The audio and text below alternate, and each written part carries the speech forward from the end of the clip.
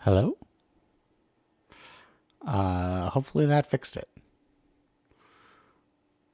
But yeah,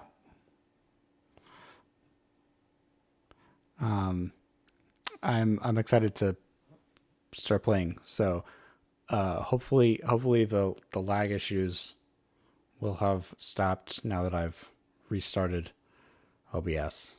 Um, and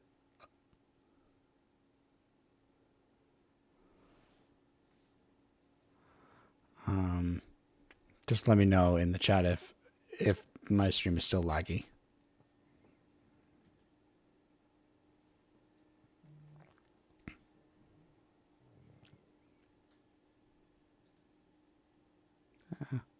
Okay. I think that now that we've got I did my announcements. We got some scuff. I feel like that's a yeah. If you restart the stream, it should come back. Um, I don't know, and hopefully the lag issues um will disappear. But now that we've got all the preliminary stuff out of the way, I will boot up the game, or I'll switch over to the gaming scene and we'll get started.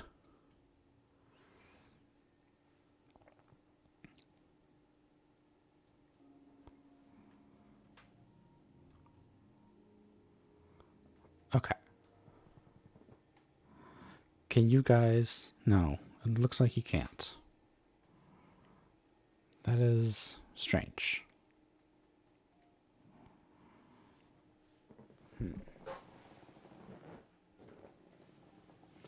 Always the scuff.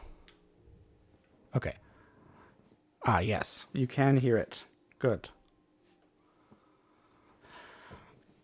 Okay. So I don't remember where we were in GRIS. So let's just jump right in and we will see what's happening.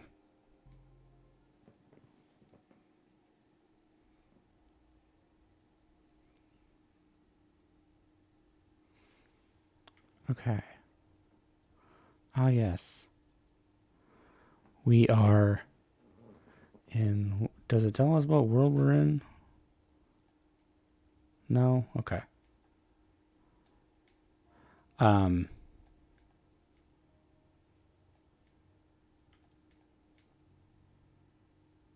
don't hear anything but you? That's weird.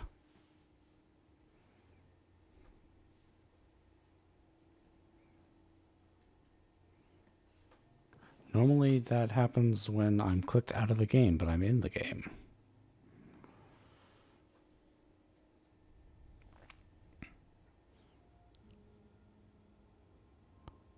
It's I'm seeing desktop audio though.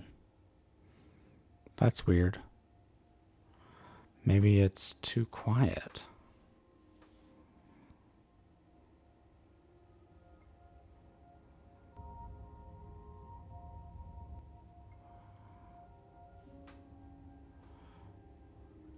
Can you hear it now?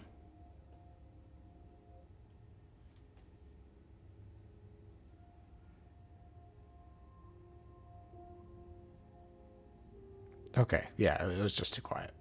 That's cool.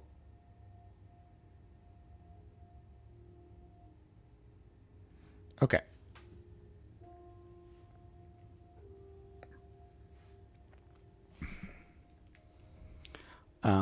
So yeah. Uh I do also as we get started I want to remind you that also we are going to be doing um the literary Smasher Pass uh on Friday night, and I'm super excited about that. And if you want to see me give a Smasher Pass rating on all of your favorite literary characters, you should you should put them. Oh, I remember. I got stuck here. You should put them in the Google spreadsheet that is up on my Twitter page, or also in my Discord in the announcements channel.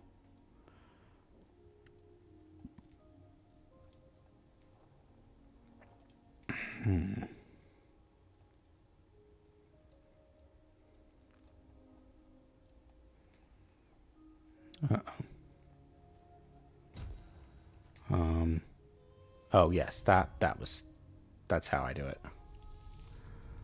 All right.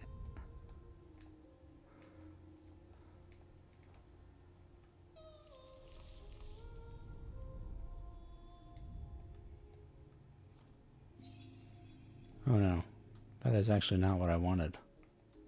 Oh well.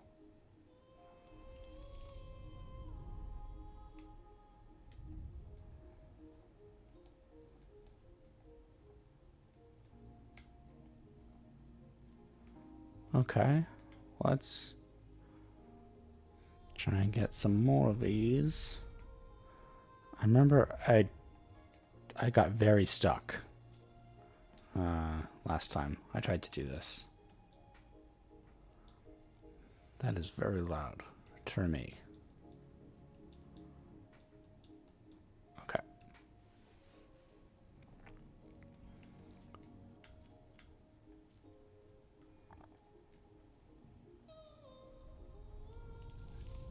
Okay. Whee!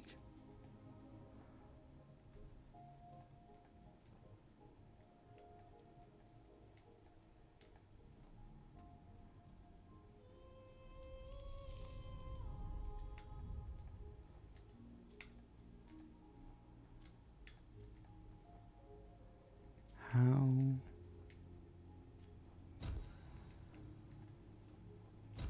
No. Oh. That's because I was being a dumb.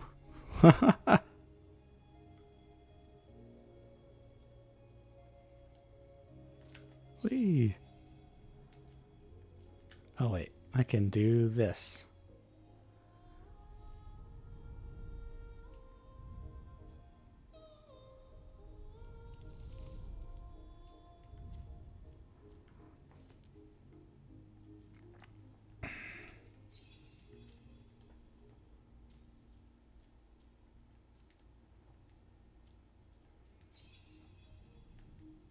All right.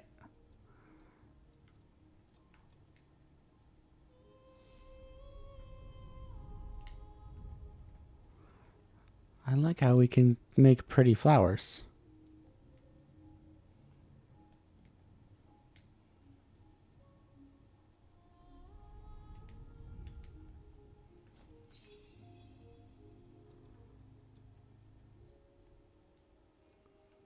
Ooh.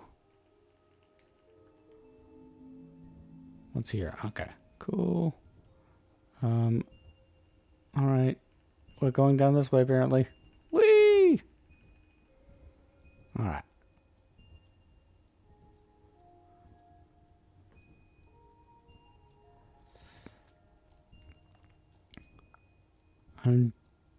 I'm honestly just blown away by this game's just like all the beauty in it. Not to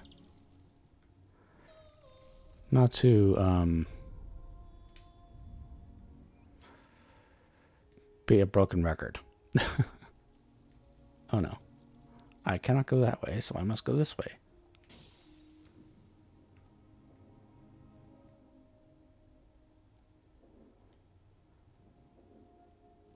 Whee!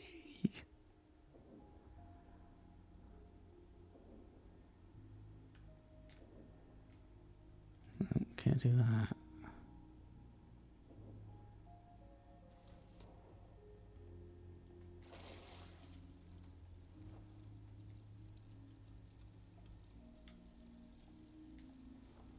No, can't do that.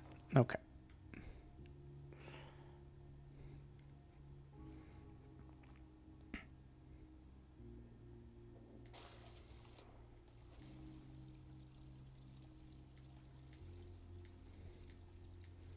All right.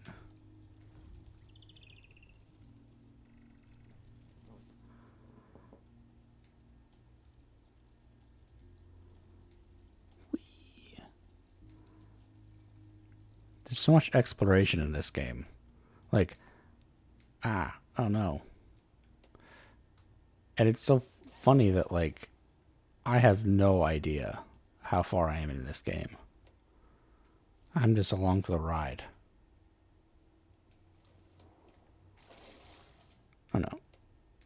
Okay. I'm gonna go back. There we go.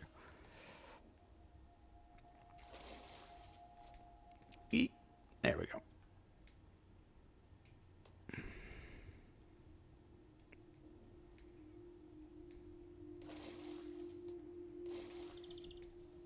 What? Why can't I go through that? I guess I gotta go this way. Oh no. That way.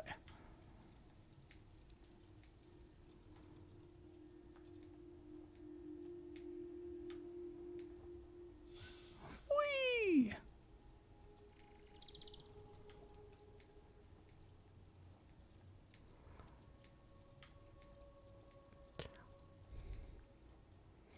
Also, like, so I mentioned the uh, Smasher Pass, like, briefly earlier, but I just also want to reiterate that the reason why we're doing that is because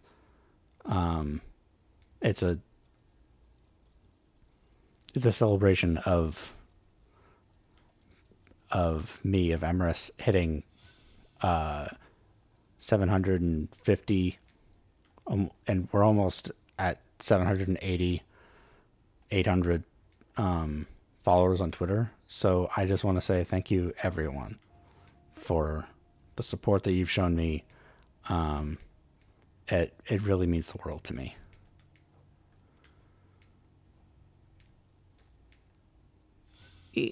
We okay, yes. All right, let's go.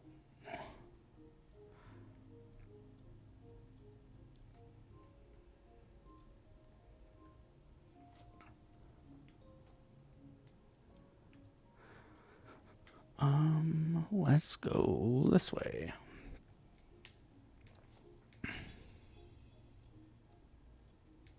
No? Okay, okay, cool. I can go through that. It's so hard to tell when things are in the background and when they're not.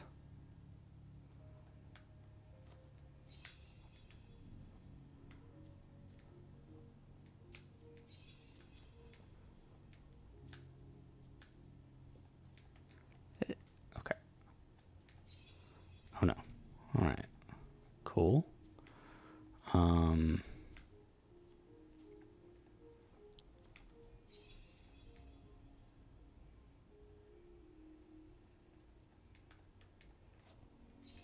Oh no.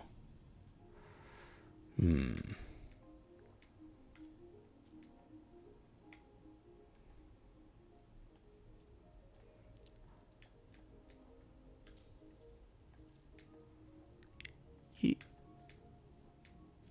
Let's go.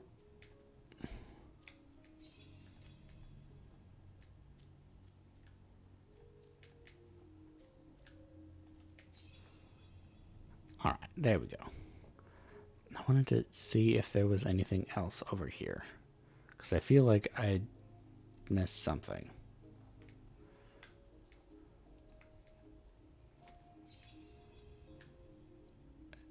So hard.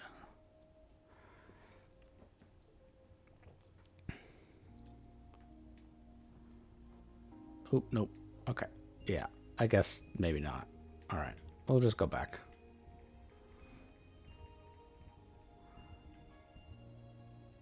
Okay.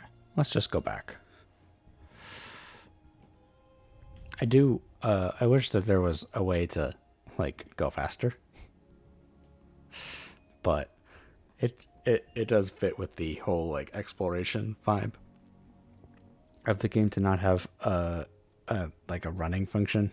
So it's all good.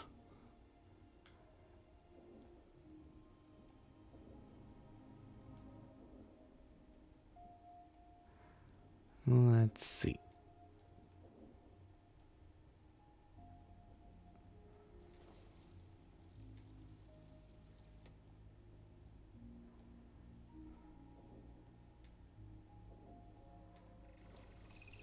All right, let's go this way.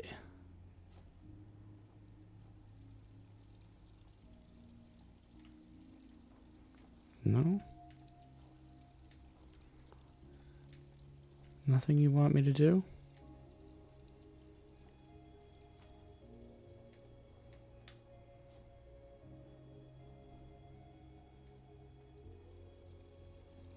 Okay.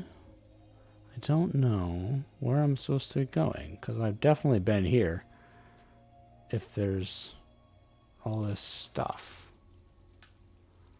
The only other way is to go this way. But I felt like that that sliding staircase was a dead end for me, because it just led me back here. But it just seems like there isn't much going on up here. Okay, I guess we will try again. Oh, no.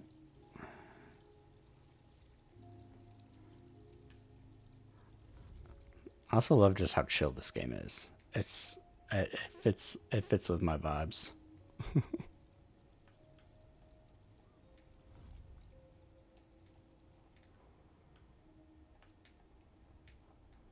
Okay, we're not going up.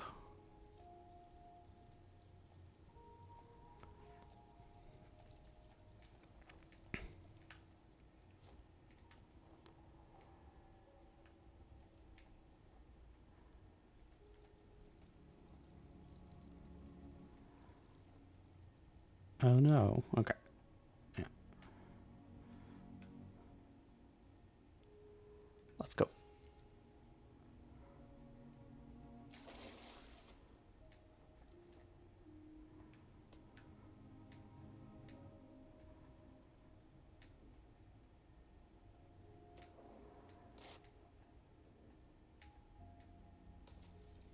Oh, okay.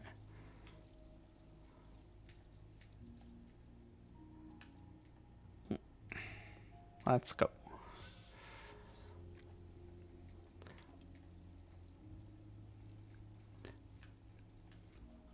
So I was telling Jonas about this earlier today, but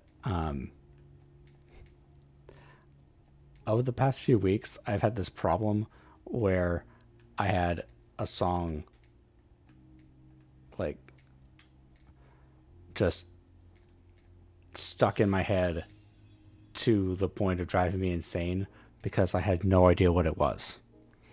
I had I had no idea like at all what it was or how it got in my head. And so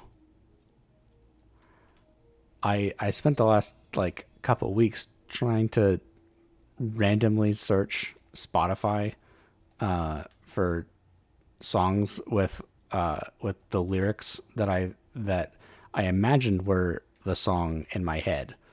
But I didn't exactly know the what the lyrics were. I just knew like a couple words from the song, and I thought like the words in my head were "Hand of God,"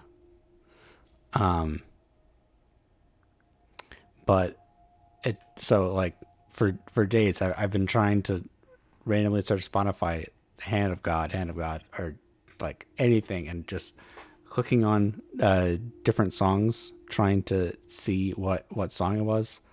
And then I watched a YouTube video reacting to Stranger Things Volume 4 or Season 4, and there it was.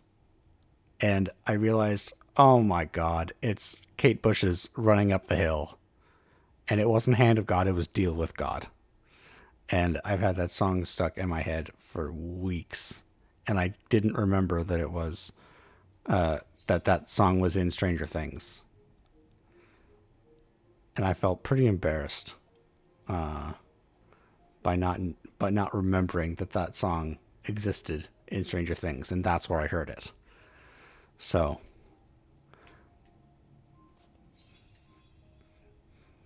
that was just my like fun or funny thing that happened to me this week, or happened to me today while I was at work.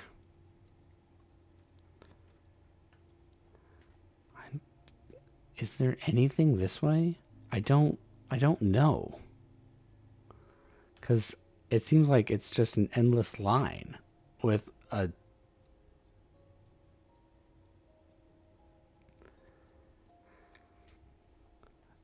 I can't get back up there. I don't know. That's kind of frustrating.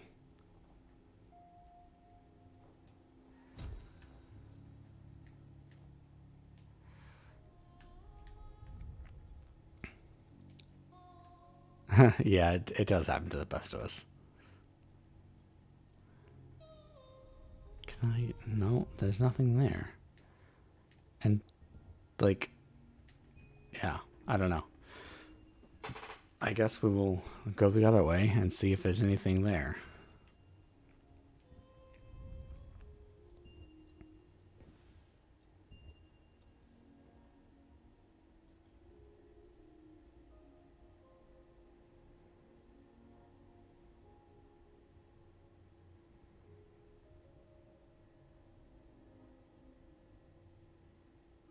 Hmm. Okay.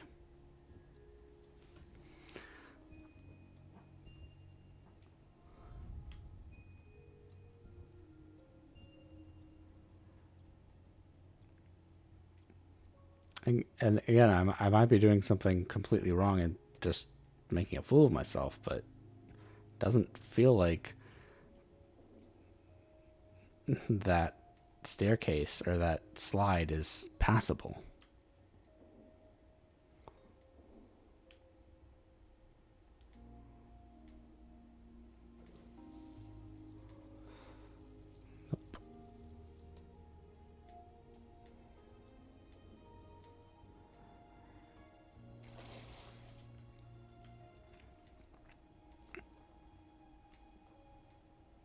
Wait, can I go this way? Probably yes. Okay.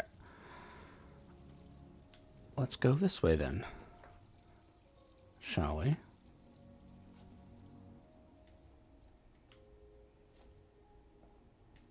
Nope.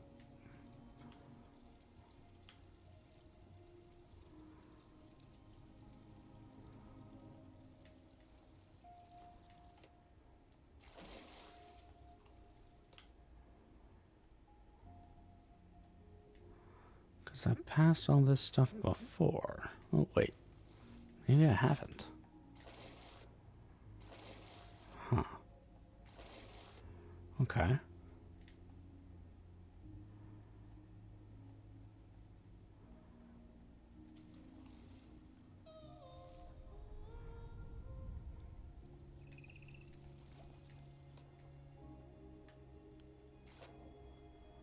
I thought I'd gone this way. Where else would I have come from?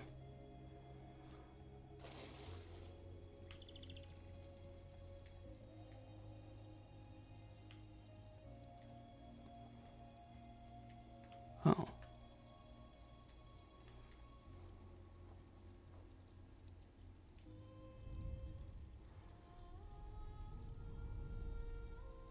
Oh, this flower's just dead.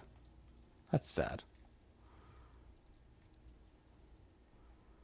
Okay. Well, that's... Hmm. Oh, okay. There we go. All right. Now I got it.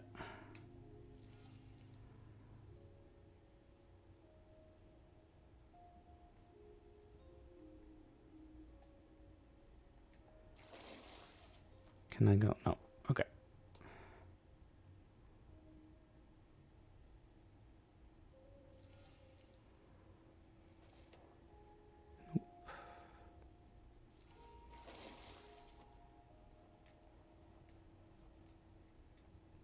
No. Somehow I have to get up. I have to get up there somehow. But I don't know how.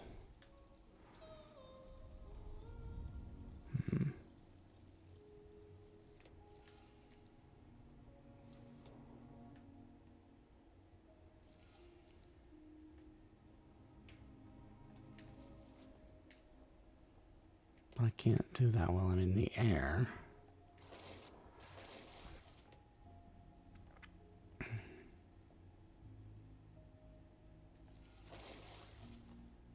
There's no way I'm going to be able to get that.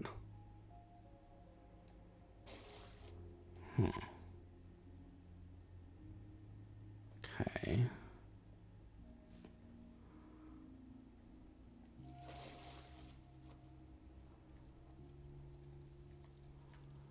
I don't know what I'm supposed to do.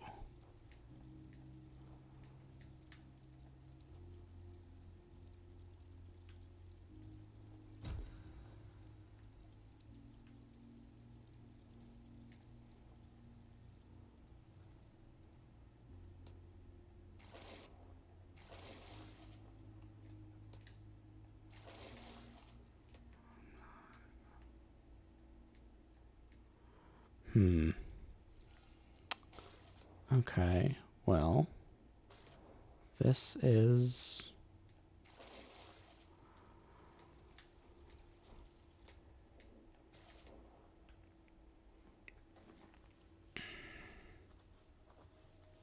Unless... Ah. Aha! I found it. I knew there was something missing.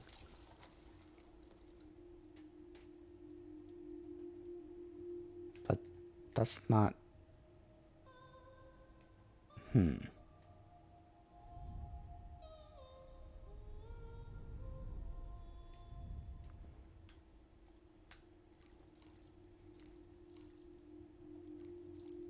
Yes. Let us go.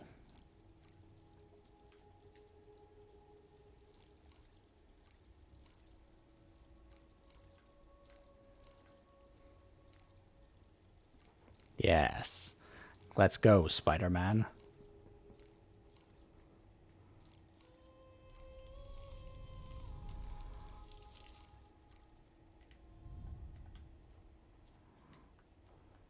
Oh, nope. That's not what I wanted. There we go.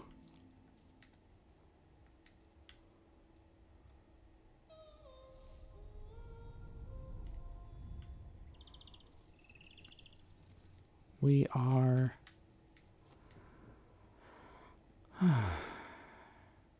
We are not getting frustrated. We are processing our emotions.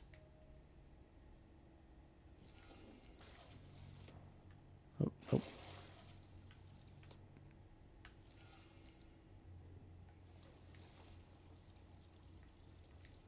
No, okay. But we definitely do need it, because otherwise they wouldn't give it to us, right?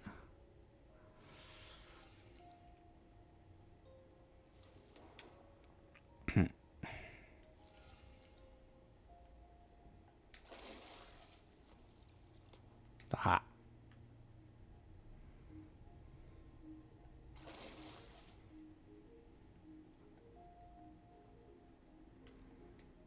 Whee! Falling upward. Okay.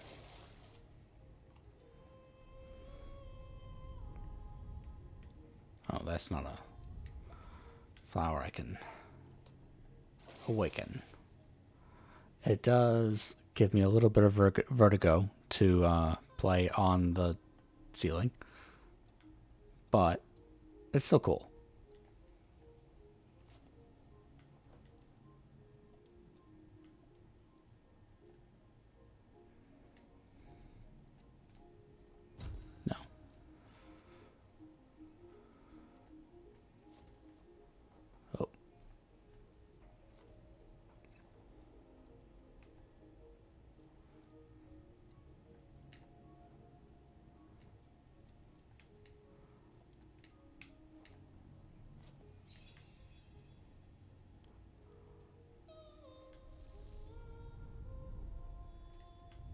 Yes. She has a lovely singing voice.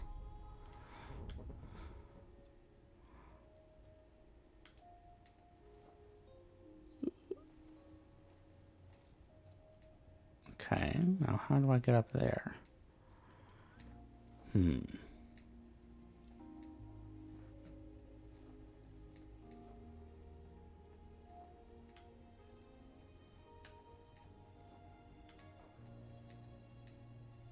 Okay. Okay.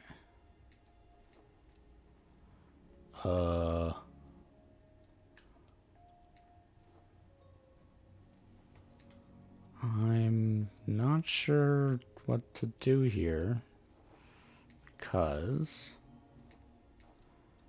I cannot.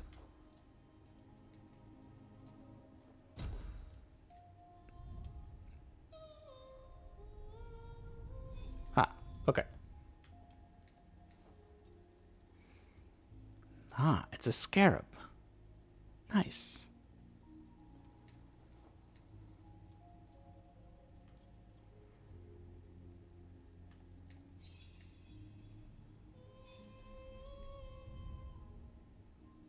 It's a second scarab.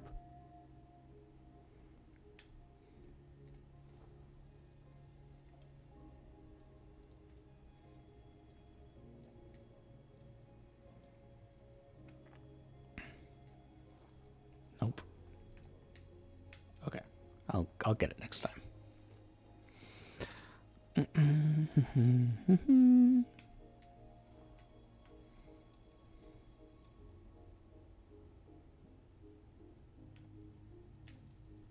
Oh, come on.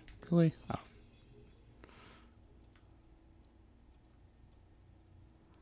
Oh. Okay.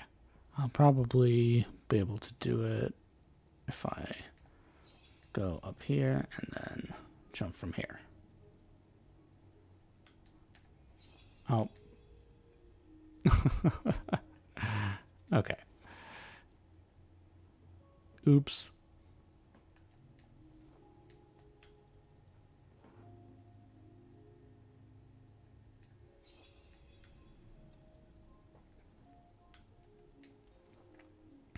There. Oh my god. Really? Ugh. That one hurt.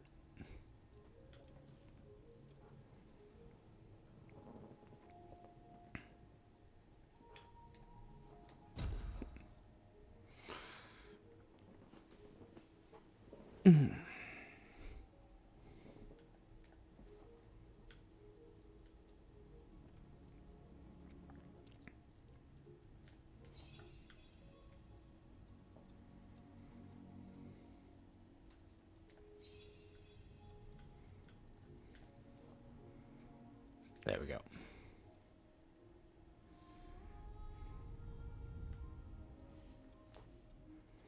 Make things grow again.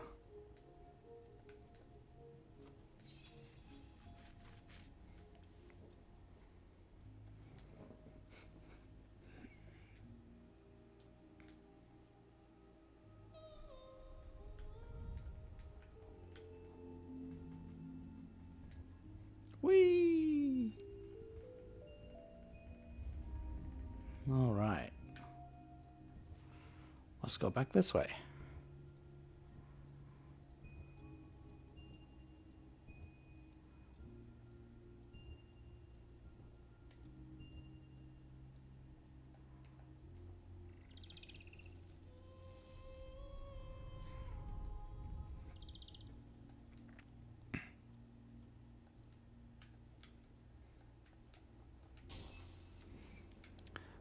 Now, my real question is Jonas going to include any highly controversial or very just like highly designed to make me squirm picks on the Smash or Pass list because I feel like he might. Oh, nope. Can't go that way. You wouldn't do that to me, Jonas, would you? Hmm? Hmm? I'm looking at you, Jonas.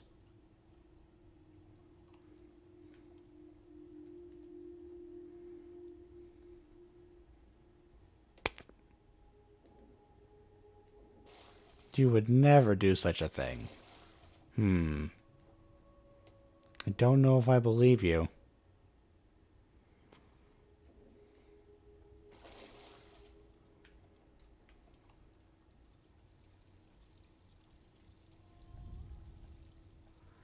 Now, where is...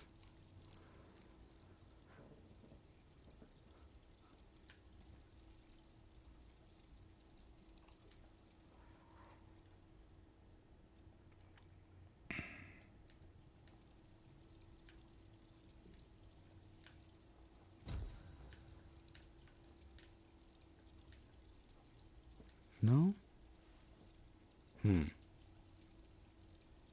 Okay. That's weird. So now I've been in both directions, and both of them have taken me back here. But it doesn't seem like there's anything to do here.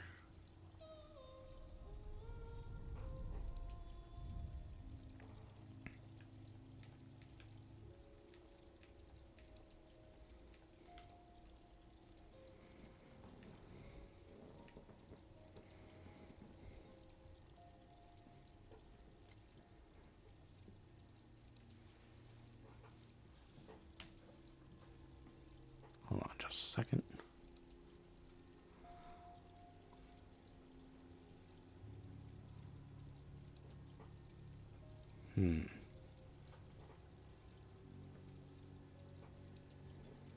Hold on. I'll be right back. I have to go pee.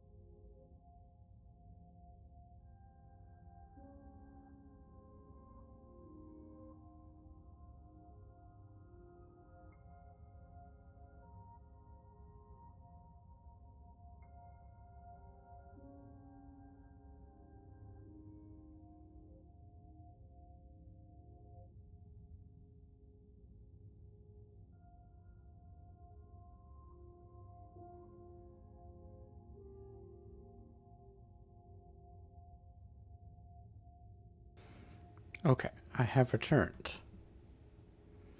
Did you miss me?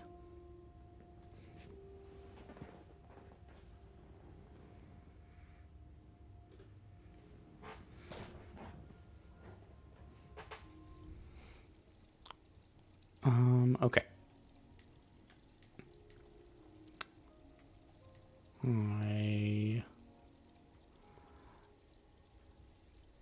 Maybe.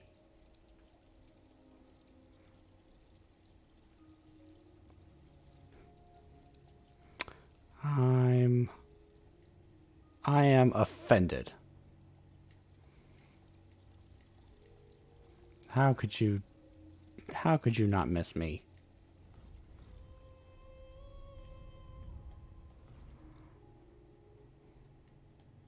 I am...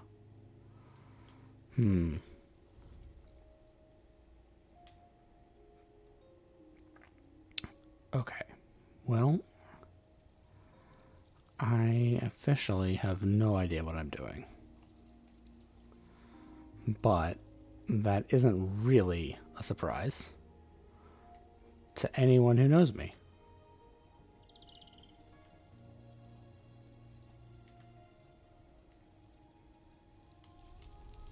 Uh-huh. I have figured out what I'm doing.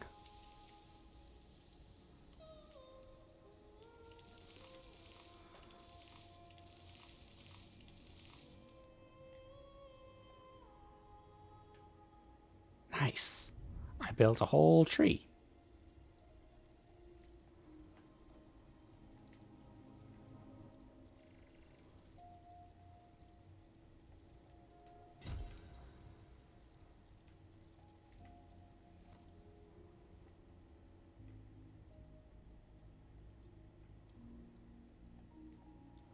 No. Oh, wait. Okay. Well.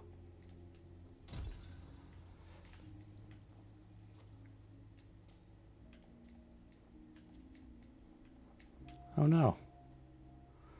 I'm apparently very bad at jumping.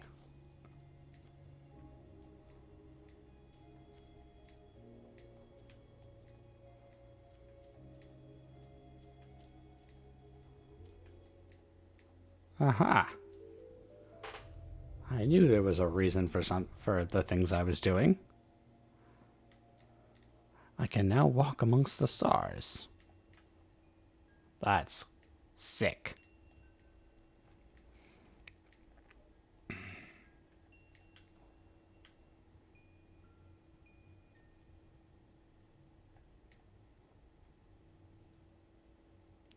Hi, Aura. How's it going? Yeah, we're playing GRIS. It's really fun. It's really beautiful. Um, it's all about processing your emotions and being very vertigo. Gah, gah. Okay. Yeah, I'm glad that we had that experience just now. Ooh, that was so pretty.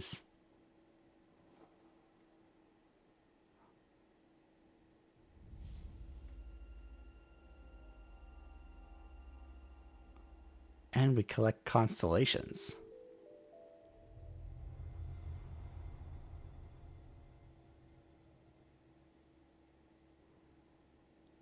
I'm doing great. Just chilling out, playing GRIS. Um, can't wait for. I really can't wait for Friday's stream. It's gonna be so fun. So much chaos, and also Saturday's stream. It's gonna be really fun. Even more chaos. Oh, oh, okay. No, no, no. Okay, fine. I disagree, but I respect your decision. No. Okay. Um, no, that's not gonna make it. No. Okay. I don't think we're gonna make that.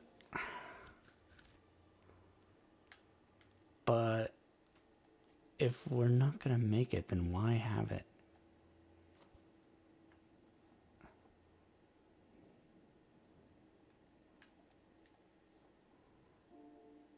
No. Okay, that's not where we're going.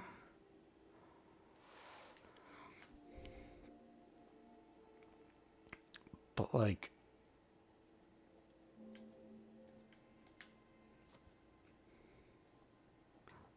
even going straight up, we're not gonna make it. So maybe it's just from, I don't know.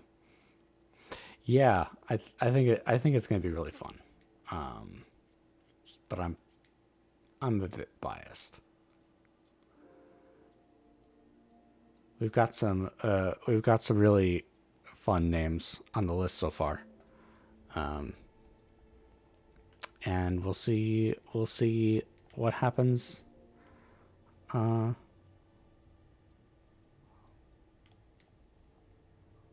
no, okay. It's what happens if I go down here? Okay.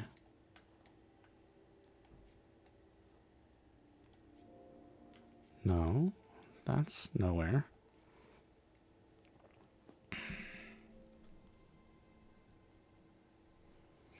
And I think we're definitely going to have more down the line of more modern characters, more like sci-fi fantasy, uh, smasher passes.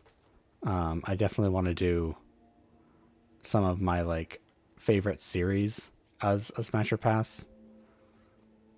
Um, and like I know that there are a ton of VTubers who've done like VTuber smasher passes, and those are fun. But I feel like there isn't much that I can add to the to that kind of stream that hasn't already been done. So uh, if I can do this and add some some fun to my streams in a cool way, I'm all for it. Nope, that is not what I want to do. Let's see what's down here. No. Okay. Let's go down here.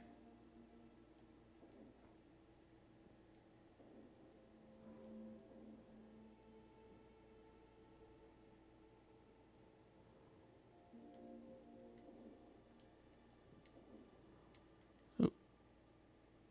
No. Okay. Well, that's weird.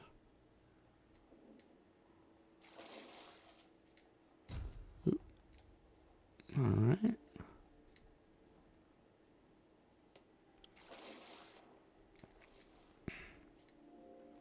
No. Okay. Can't go that way.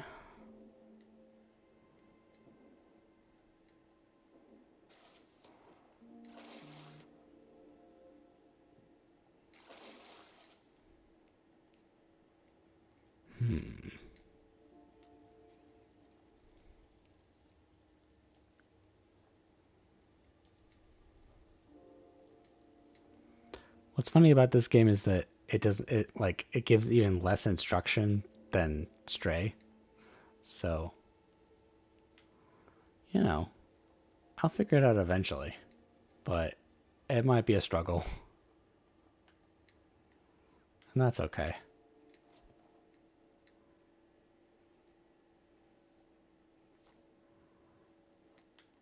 How come I got it so easily that time?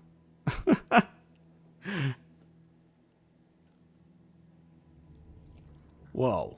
What is that? Oh no. The eel is back. Oh shit. Oh no. Oh no. No, no, no, no, no. We gotta run. Oh no. Oh, it's our face. We're the eel. Oh no. Oh my god. We're falling. Falling. Spin me right around, spin me right around. Oh. Yeah. We just got eaten by our own emotions. Oh no. That's not good.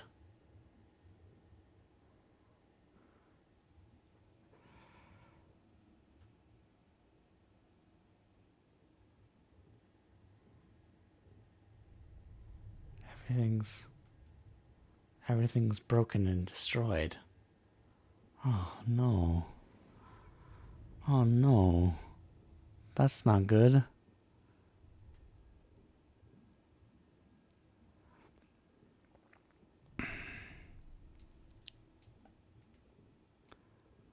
Oh. Even in the destroyed ruins of everything, it's still beautiful and artistic. Yeah. Ooh. Okay.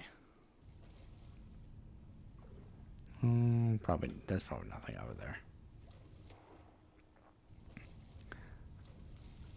It's just so emotionally oh my god. Yes. Acceptance. Yes. Achievement unlocked. I feel like we might be nearing the end of the game because obviously acceptance is the last step on the road to an emotional journey, on the road of an emotional journey.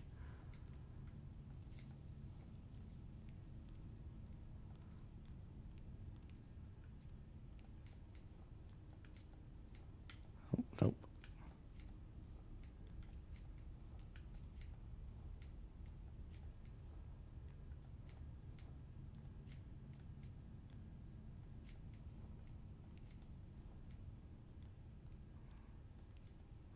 I'm just so I'm honestly blown away by this game.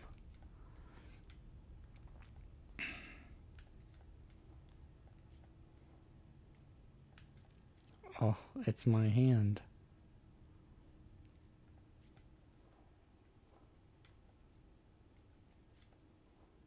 Um.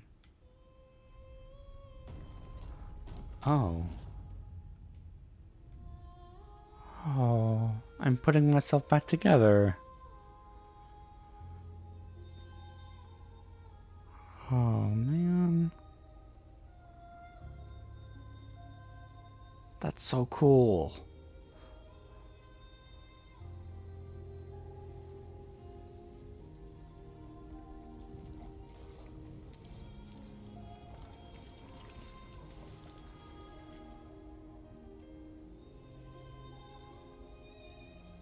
That is so cool. Holy crap.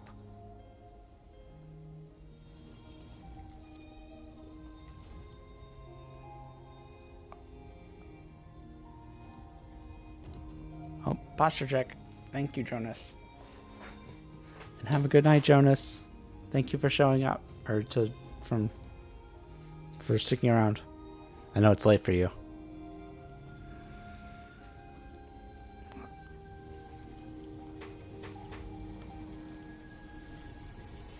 Oh no.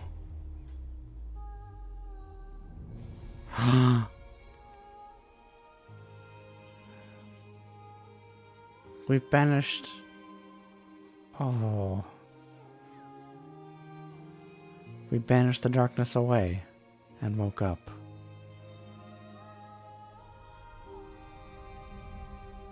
And we're healing.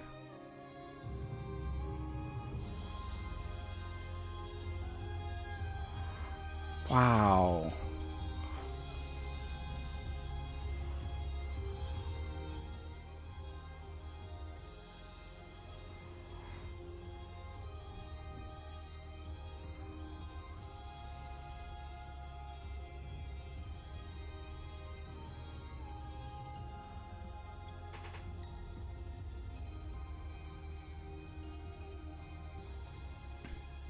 Oh,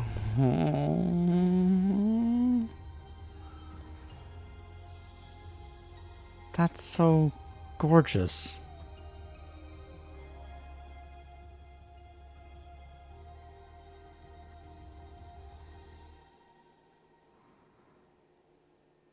Wow.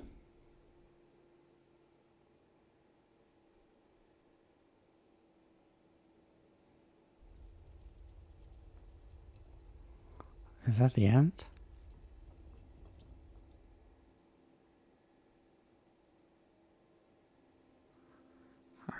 Are we at the end of our journey?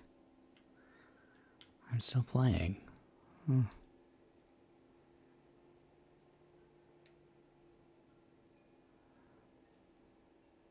Okay. Let's see what's going on.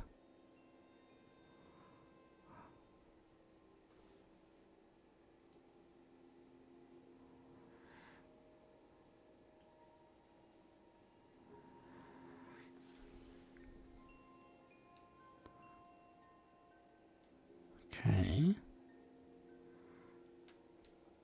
We built a staircase out of constellations.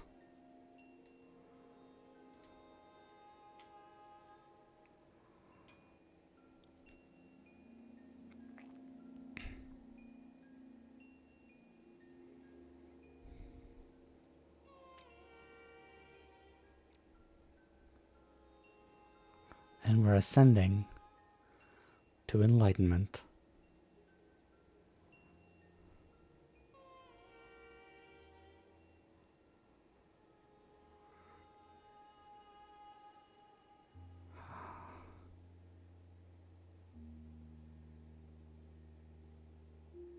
Wow. Okay. That was incredible. And I I didn't know that it would like that the game would end that quickly in the stream. So we'll have to figure out what else we want to do cuz wow.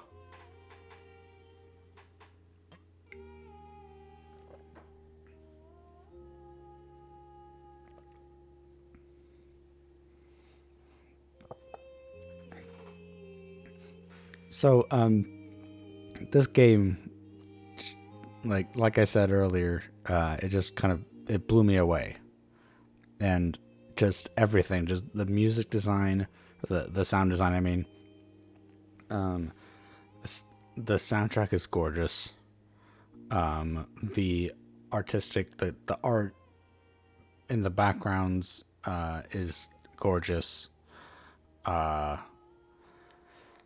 the gameplay is fun and it's easy to master.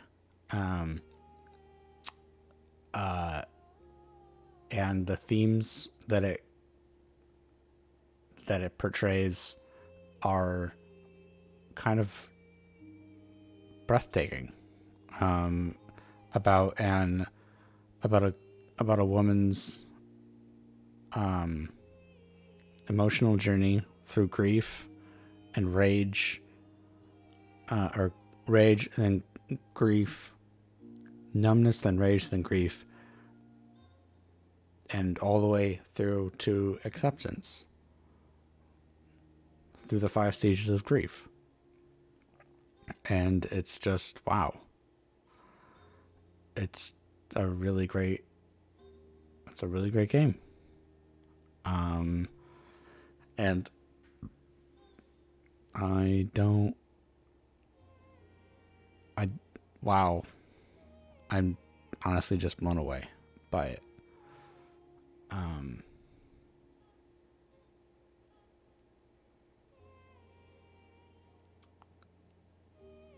so yeah, thank you for joining me on that journey. Um, oh, we are not.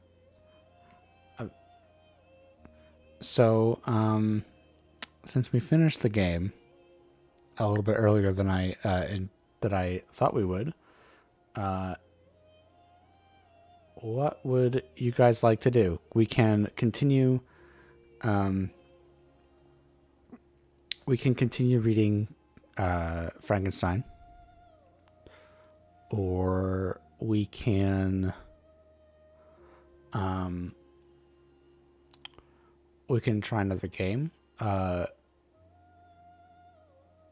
still want to be able to play Elden Ring on my on stream, but my my computer hasn't liked the last couple times that I've tried to play Elden Ring.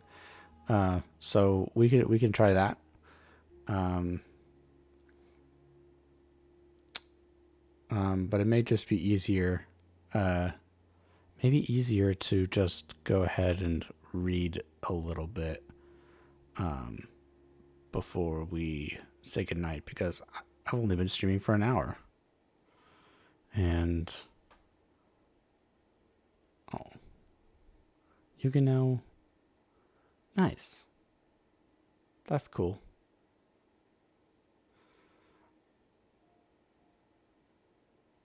Yeah, Gris is a pretty short game, but it's really fun, and um it's very fulfilling.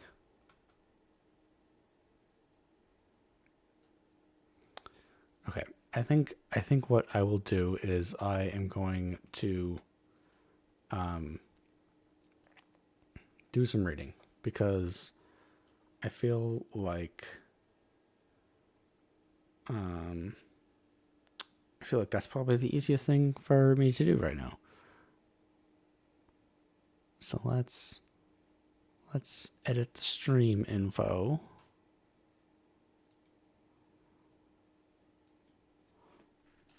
Go back to just chatting.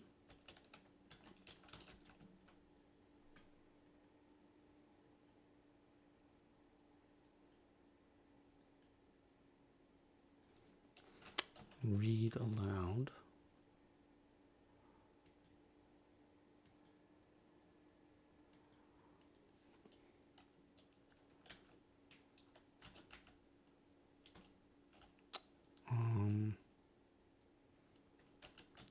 Games and books. Games and Frankenstein.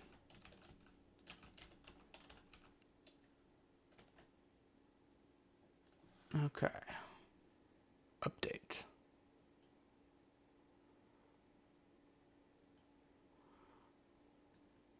All right.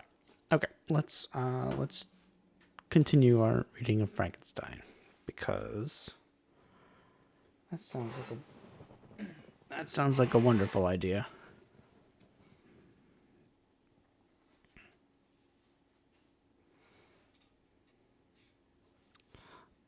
Okay. So last time we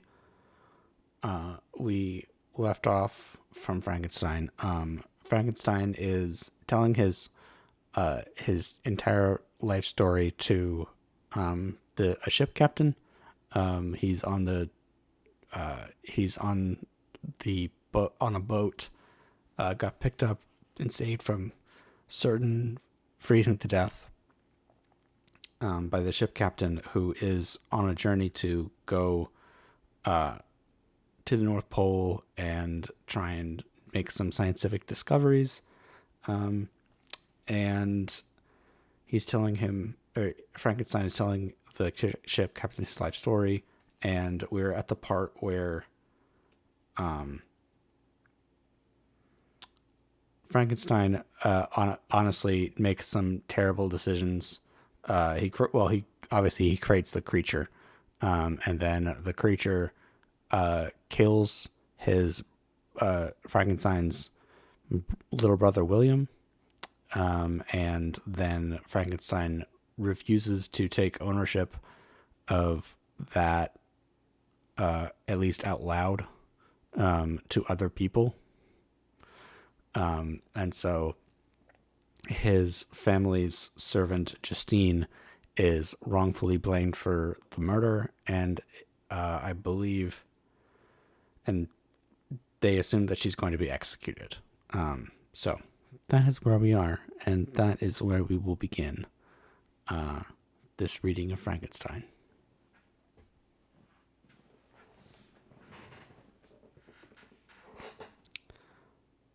Volume 2, Chapter 1.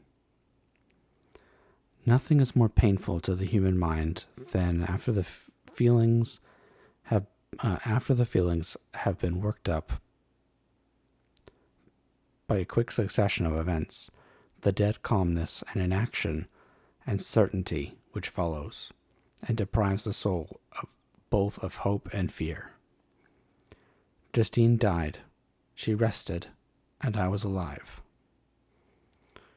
The blood flowed freely in my veins, but a weight of despair and remorse pressed on my heart, which nothing could remove. Sleep fled from my eyes. I wandered like an evil spirit, for I had committed deeds of mischief beyond description horrible, and more, much more, I persuaded myself, was yet behind. Yet my heart overflowed with kindness and the love of virtue. I had begun life with benevolent intentions and thirsted for the moment when I should put them in practice and make myself useful to my fellow beings. Now all was blasted. Instead of that serenity of conscience which allowed me to look back upon the past with self-satisfaction, and from thence to gather promise of new hopes, I was seized by remorse and the sense of guilt, which hurried me away to a hell of intense tortures, such as no language can describe. This state of mind preyed upon my health, which had entirely recovered from the first shock it had sustained. So after Frankenstein creates the creature, he goes into like this kind of very unhealthy like mental health state, and for months and months and months is basically unable to get out of bed, and he has lots of triggers and all that stuff.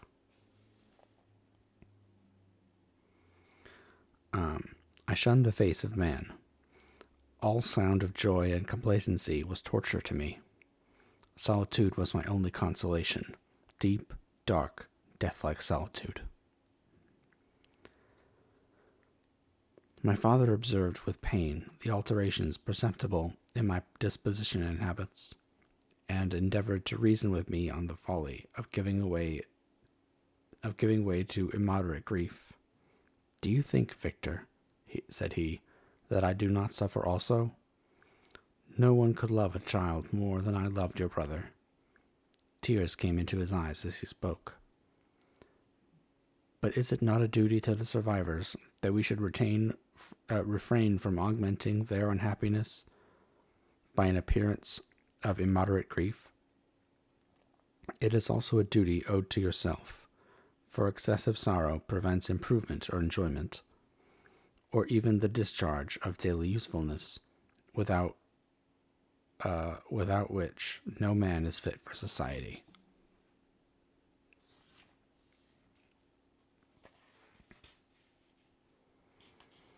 This advice, although good, was totally inapplicable to my case. I should have been the first to hide my grief and console my friends, if remorse had not mingled its bitterness with my other sensations. Now I could only answer my father with a look of despair, and endeavor to hide myself from his view. But this time we retired to our house at Bellerive. This change was particularly agreeable to me. The shutting of the gates regularly at 10 o'clock, and the impossibility of remaining on the lake after that hour, had rendered our residence within the walls of Geneva very irksome to me. I was now free. Often after the rest of the family had retired for the night, I took the boat, and passed many hours upon the water. Sometimes with my sails set, I was carried by the wind, and sometimes, after rowing into the middle of the lake, I left the boat to pursue its own course, and gave way to my own miserable reflections. I was often tempted, when all was at peace around me, and I the only unquiet thing that wandered restless in a scene so beautiful and heavenly, if I except some bat or the frogs, whose harsh and interrupted croaking was heard only when I approached the shore. Often, I say, I was tempted to plunge into the silent lake, that the waters might close over me and my calamities forever. But I was restrained when I thought of the heroic and suffering Elizabeth, whom I tenderly loved, and whose existence was bound up in mine. I thought also of my father and surviving brother. Should I, by my base desertion, leave them exposed and unprotected to the malice of the fiend whom I had let loose among them? At these moments I wept bitterly, and wished that peace would revisit my mind, only that I might afford them consolation and happiness. But that could not be. Remorse extinguished every hope. I had been the author of unalterable evils, and I lived in daily fear lest the monster whom I had created should perpetrate some new wickedness. I had an obscure feeling that all was not over, and that he would still commit some signal crime, which by its enormity should most efface the recollection of the past.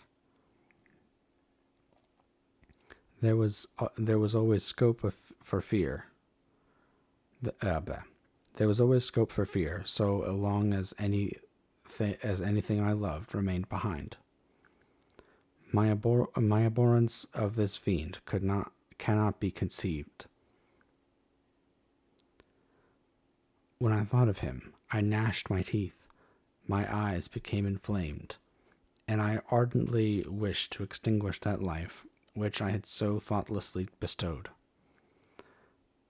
When I reflected on his crimes and malice, my hatred and revenge burst all bounds of moderation. I would have made a pilgrimage to the highest peaks of the Andes, could I, where there have precipitated him to their base. I wish to see him again, that I might wreak the utmost extent of anger on his head, and avenge the deaths of William and Justine. Our house was the house of mourning. My father's health was deeply shaken by the horror of the recent events. Elizabeth was sad and desponding. She no longer took delight in her ordinary occupations. All pleasure seemed to her sacrilege toward the dead. Eternal woe and tears, she then thought, was the just tribute she should pay to innocence so blasted and destroyed. She was no longer that happy creature who in earlier youth wandered with me on the banks of the lake, and talked with ecstasy of our future prospects. She had become grave, and often conversed of the inconstancy of fortune, and the instability of human life. When I reflect, my dear cousin, said she, on the miserable death of Justine Moritz, I no longer see the world and its works as they before appear to me. Before I looked upon the accounts of vice and injustice that I read in books or heard from others as tales of ancient days, or imaginary evils. At least they were remote, and more familiar to reason than to the imagination.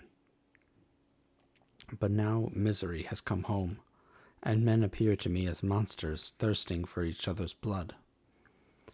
Yet I am certainly unjust.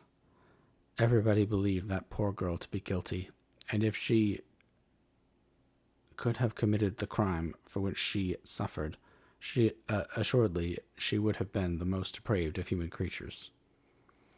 For the sake of a few jewels, to have murdered the son of her benefactor and friend, a child whom she had nursed from its birth, and appeared to love as if it had been her own.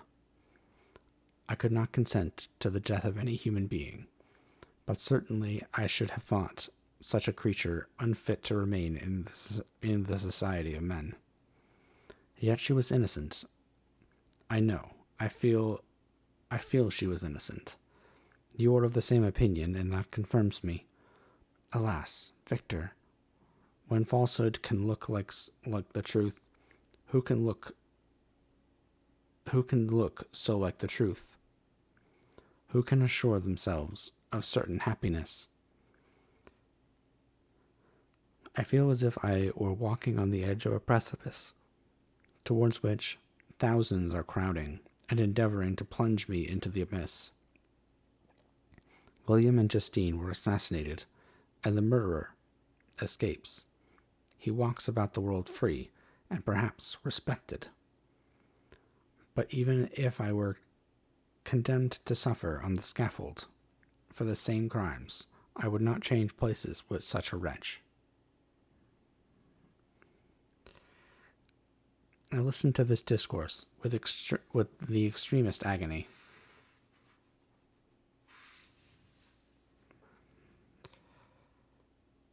I, not indeed, but in effect, was the true murderer.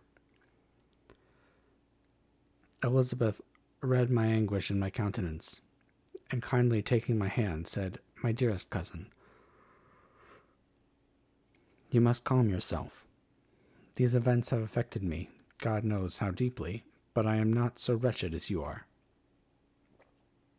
There is an expression of despair, and sometimes of revenge in your countenance, that makes me tremble.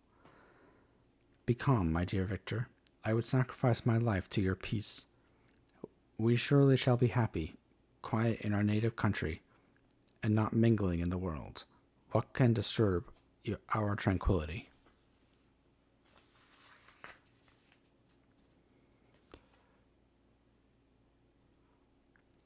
She shed tears as she said this, distrusting the very solace that she gave, but at the same time she smiled, that she might chase away the fiend that lurked in my heart.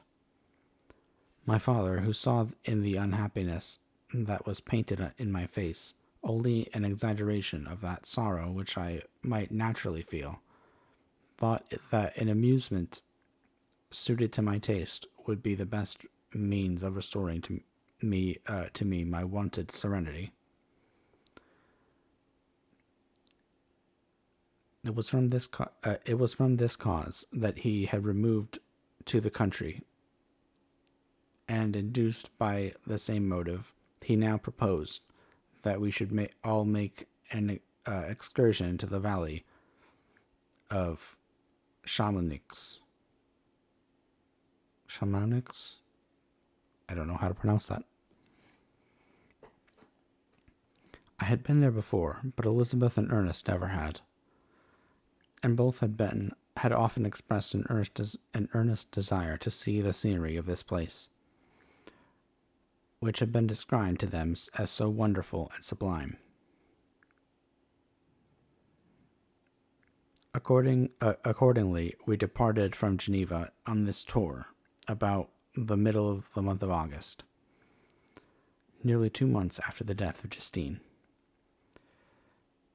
The weather was uncommonly fine, and if mine had been a sorrow to be chased away by any fleeting circumstance, This excursion certainly would have had the effect intended by my father. As it was, I was interested in the scene. It sometimes lulled, although it could not extinguish my grief. During the first day, we traveled in a carriage. In the morning, we had seen the mountains at a distance, towards which we gradually advanced. We perceived that the valley through which we wound, and which was formed by the river Arve, whose course we followed, closed in upon us by degrees, and when the sun had set, we beheld immense mountains and precipices overhanging us on every side, and heard the sound of the river raging among rocks, and the dashing of waterfalls around.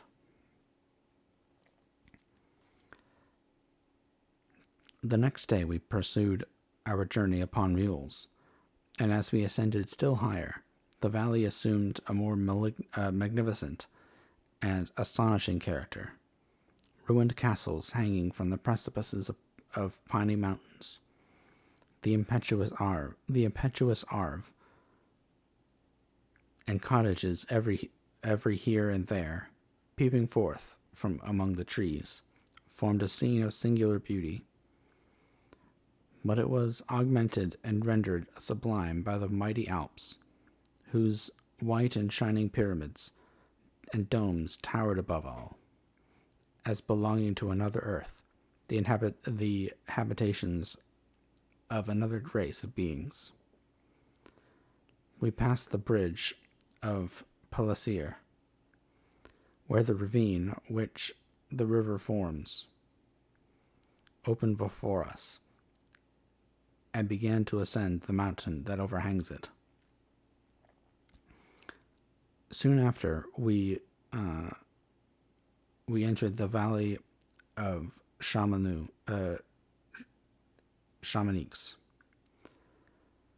This valley is more wonderful and sublime, but not so beautiful and picturesque as that of Serval,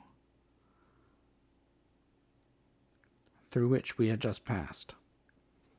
The high and snowy mountains were its immediate boundaries, but we saw no more ruined castles and fertile fields.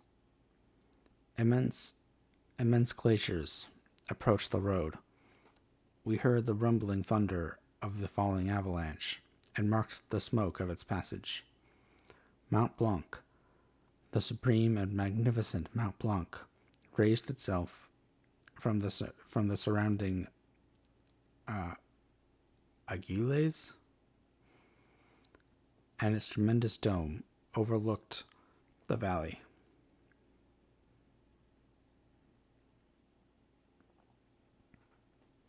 During this journey, I sometimes joined Elizabeth, and exerted myself to point out to her the various beauties of the scene.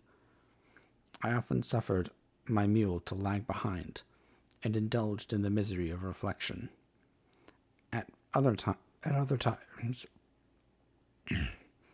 times, I spurred on the animal before my companions, that I might forget them, the world, and more than all, myself.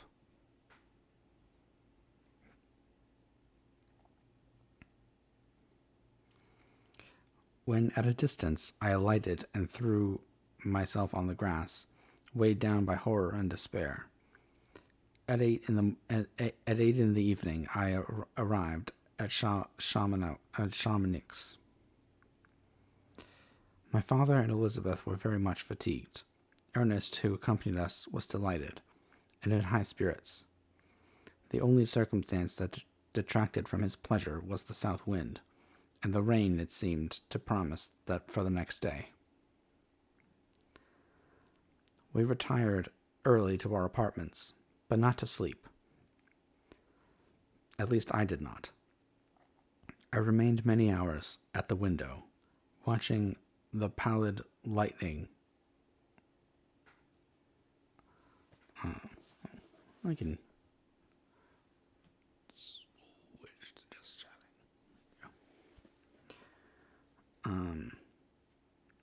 I remained many hours at the window, watching the pallid lightning that played above Mont Blanc, and listening to the rushing of the Arve, which ran below my window. Chapter 2. The next day, contrary to the prognostications of our guides, was fine, although clouded. We visited the source of the Arverion,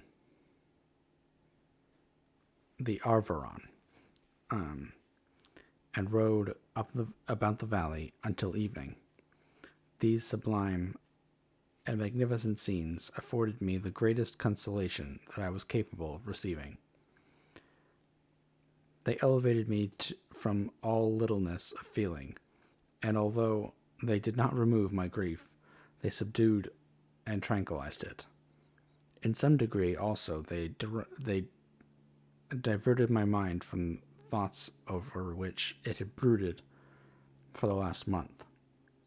I returned in the evening, fatigued but less unhappy, and conversed with my family with more cheerfulness than had been my custom for some time. My father was pleased, and Elizabeth overjoyed. "My dear cousin," said she, "you see what happiness you diffuse when you are happy. Do not relapse again." Just, hey, Victor, don't be sad. Okay?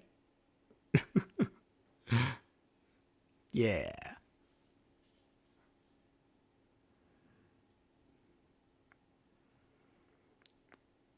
The following morning, the rain poured down in torrents, and thick mists hid the summits of the mountains. I rose early, but I felt unusually melancholy. The rain depressed me, my old feelings recurred, and I was miserable. I knew how disappointed my father would be at this sudden change, and I wished to avoid him until I had recovered myself so far as to be enabled to conceal those feelings that overpowered me. I knew that they would remain all day at the inn, and as I had ever inured myself to the rain, moisture, and cold, I resolved to go alone to the summit of Mont Envert. I remembered the effect that the view of the tremendous and ever-moving glacier had produced upon my mind when I first saw it. It had then filled me with a sublime ecstasy that gave wings to the soul, and allowed it to soar from the obscure world to light and joy. The sight of the awful and majestic in nature had indeed always the effect of solemnizing my mind and causing me to forget the passing cares of life. I determined to go alone, for I was well acquainted with the path, and the presence of another would destroy the solitary grandeur of the scene.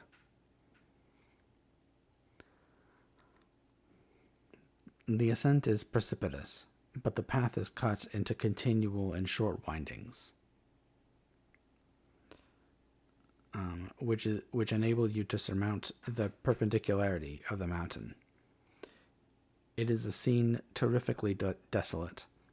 In a thousand spots, the traces of the winter avalanche may be perceived, where trees lie broken and strewn on the ground, some utterly destroyed, others bent, leaning up against the jutting rocks of the mountain, or transversely up upon other trees. The path, as you ascend higher, is intersected by ravines of snow, down which stones continually roll from above. One of them is particularly dangerous, as the slightest sound, such as even speaking in a loud voice, produces a concussion of air sufficient to draw destruction upon the head of the speaker. The pines are not tall or luxuriant, but they are somber and add an air of severity to the scene. I looked on the valley beneath. Vast mists were rising from the rivers which ran through it, and curling in thick wreaths around the opposite mountains, whose summits were hid in the uniform clouds, while rain poured from the dark sky, and added to the melancholy impression I received from the objects around me.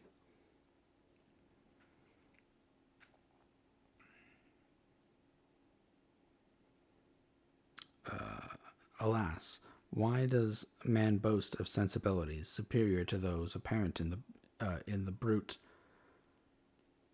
It only renders them more necessary beings. If our impulses were confined to hunger, thirst, and desire, we might be nearly free. But now we are moved by every wind that blows, and a chance word or scene that word may convey to us.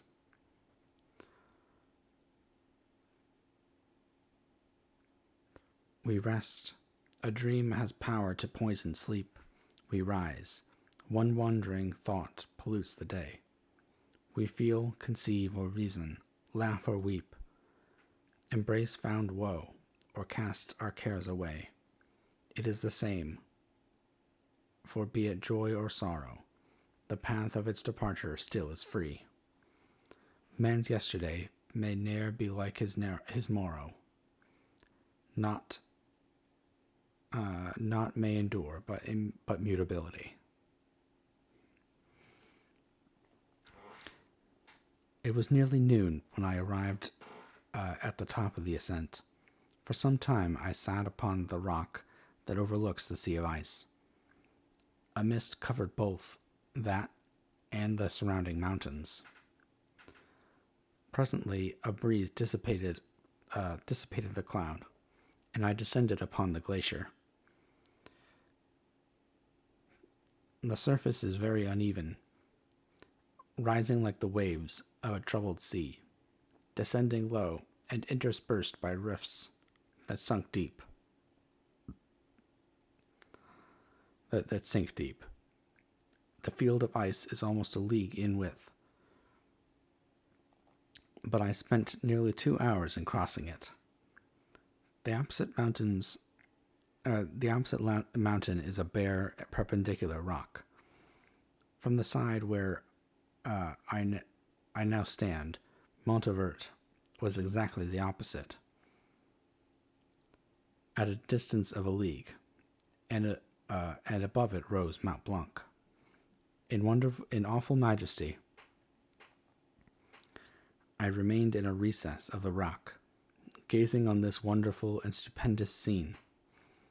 The sea, or rather the vast river of ice, wound among its dependent mountains, whose aerial summits hung over its recesses. Their icy and glittering peaks shone in the sunlight over the clouds. My heart, which was before sorrowful, now swelled with something like joy. I exclaimed, "Wonderful spirits, if indeed ye wonder, and do not rest in your narrow beds, allow me this faint happiness, or take me as your companion, away from the joys of life." As I said this, I suddenly beheld the figure of a man, at some distance, advancing towards me with superhuman speed. He bounded over the crevices in the ice, among which I had walked with caution. His stature also, as he approached, seemed to exceed that of man. I was troubled. A mist came over my eyes, and I felt a faintness seize me. But I was quickly restored by the cold gale of the mountains. I perceived, as the shape came nearer, sight tremendous and abhorred, that it was the wretch whom I had created. I trembled with rage and horror, resolved to wait his approach, and then close with him in mortal combat. He approached. His countenance bespoke bitter anguish, combined with disdain and malignity. while its unearthly ugliness rendered it almost too horrible for human eyes. But I scarcely observed this.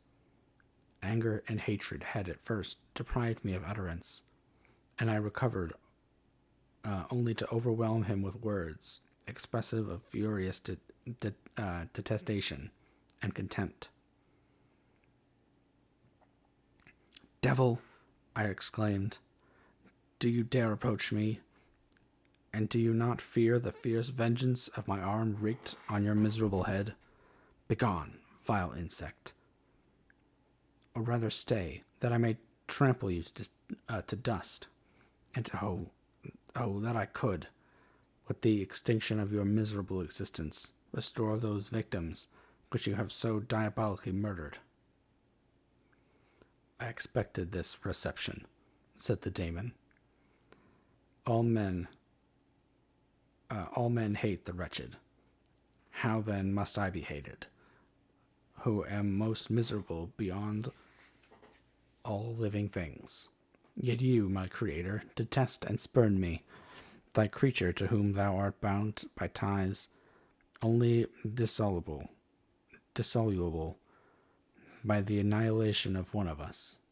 Your purpose to kill me. You propose to kill me. How dare you sport thus with life? Do your duty towards me, and I will do mine towards you and the rest of mankind. If you will comply with my conditions, I will leave them and you at peace. But if you refuse, I will glut the maw of death until it be satiated with the blood of your remaining friends." Uh-oh. That doesn't sound good.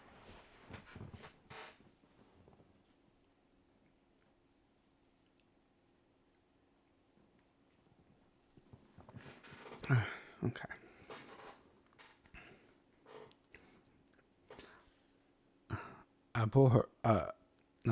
Abhorred monster. Fiend that thou art, the tortures of hell are too mild a vengeance for thy crimes.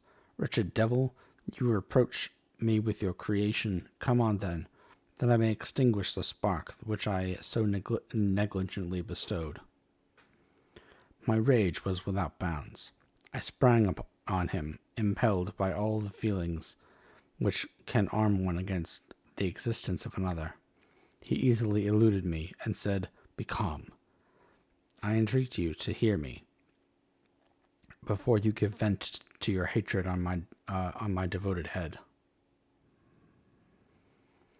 Have I not suffered enough, that you seek to increase my misery?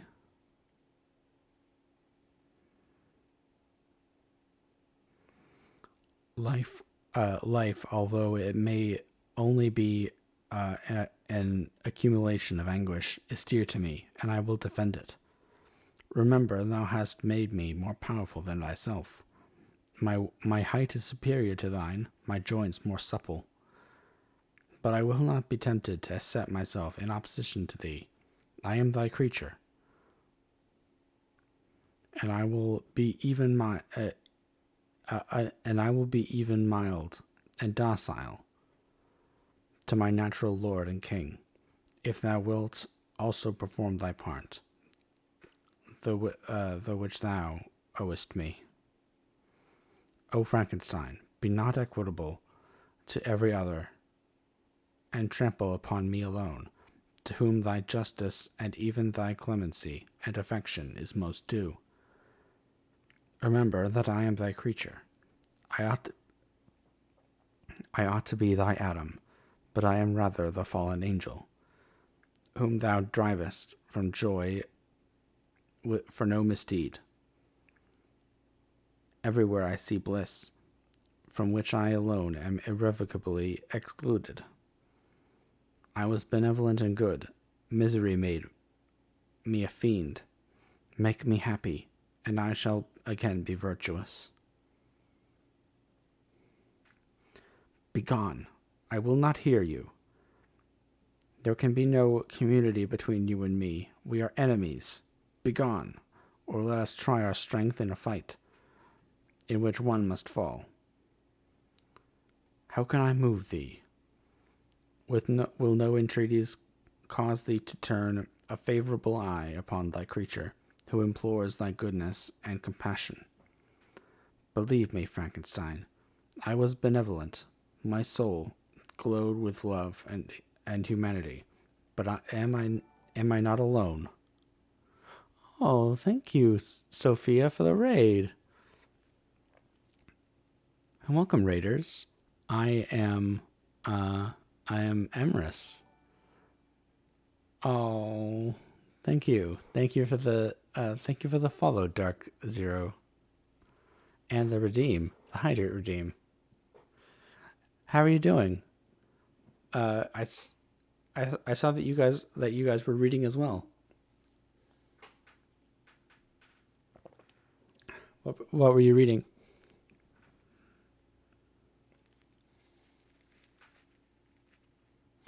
Um, yes, Hawthorne. Nice. Hawthorne is good. By the way, welcome, Raiders. I am Emrys, the Fey Librarian, and I like to read books and play video games terribly on stream. And let me do.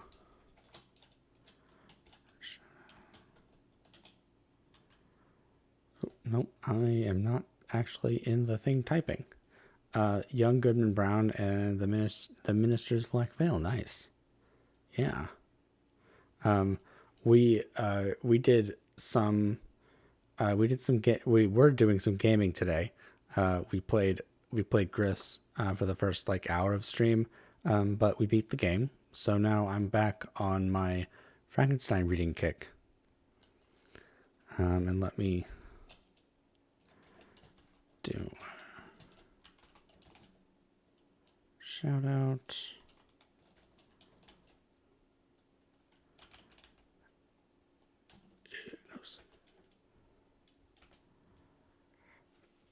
Yeah, but thank you for the raid. And I hope that you have a wonderful rest of your night, Sophia. How were the floofs? I haven't asked in a bit.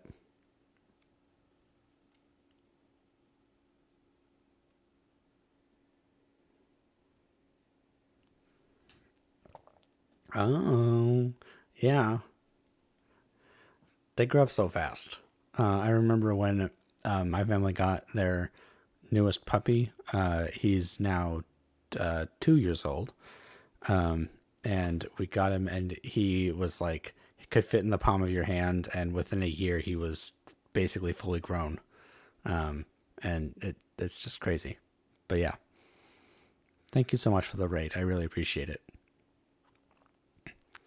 And if anyone hasn't followed Sophia, definitely do so. She's really cool. She does similar reading content to me, and also you've been playing Horizon Zero Dawn, haven't you? I think I've seen a couple of gaming streams. Yeah, I haven't played Horizon. Uh, when it came out, I had never had a PlayStation before, and I just haven't got. I think it must be out on PC by now, but I haven't been able to play it yet. Mm, yeah, yeah. I definitely do want to play it. It's like it's right up my alley. I love the whole sci-fi apocalypse thing. But yeah, like I said, we are reading Frankenstein.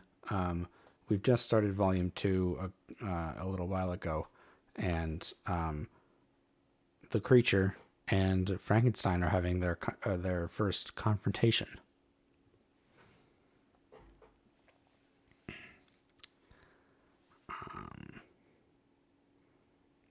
And Frankenstein is being a real jerk about it. Um,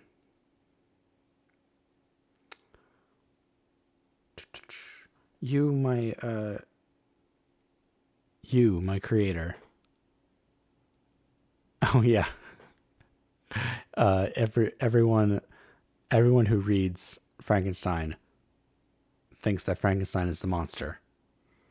People who have really read it know that Frankenstein is the monster. Um, how can I move thee? Will no entreaties cause thee to turn a favorable eye upon thy creature, who implores thy goodness and compassion? Believe me, Frankenstein, I was benevolent. My soul glowed with love and humanity. But am I not alone, miserably alone? You, my creature, my creator, abhor me. What hope can I gather from your fellow creatures, who owe me nothing? They spurn and hate me. I have wandered here many days. The ice caves, which I only do not fear, are a dwelling to me, and the only one which man does not grudge. These bleak skies, these bleak skies I hail, for they are kinder to me than your fellow beings. If the multitude of mankind knew my existence, they would do as you do, arm themselves for my destruction. Shall I not hate them who abhor me? I will keep no terms with my enemies. I am miserable, and they shall share my wretchedness. Yet it is in your power to recompense me, and deliver them from from an evil which only remains for you to make so great, that not only you and your family, but thousands of others, shall be swallowed up in the whirlwinds of its rage. Let your compassion be moved, and do not disdain me. Listen to my tale.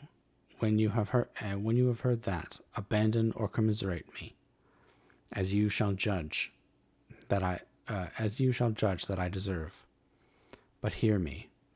The guilty are allowed by human laws, bloody as they may be, to speak in their own defense before they are condemned. Listen to me, Frankenstein. You accuse me of murder, and yet you would, with satisfied conscience, destroy your own creature, and praise the eternal justice of man.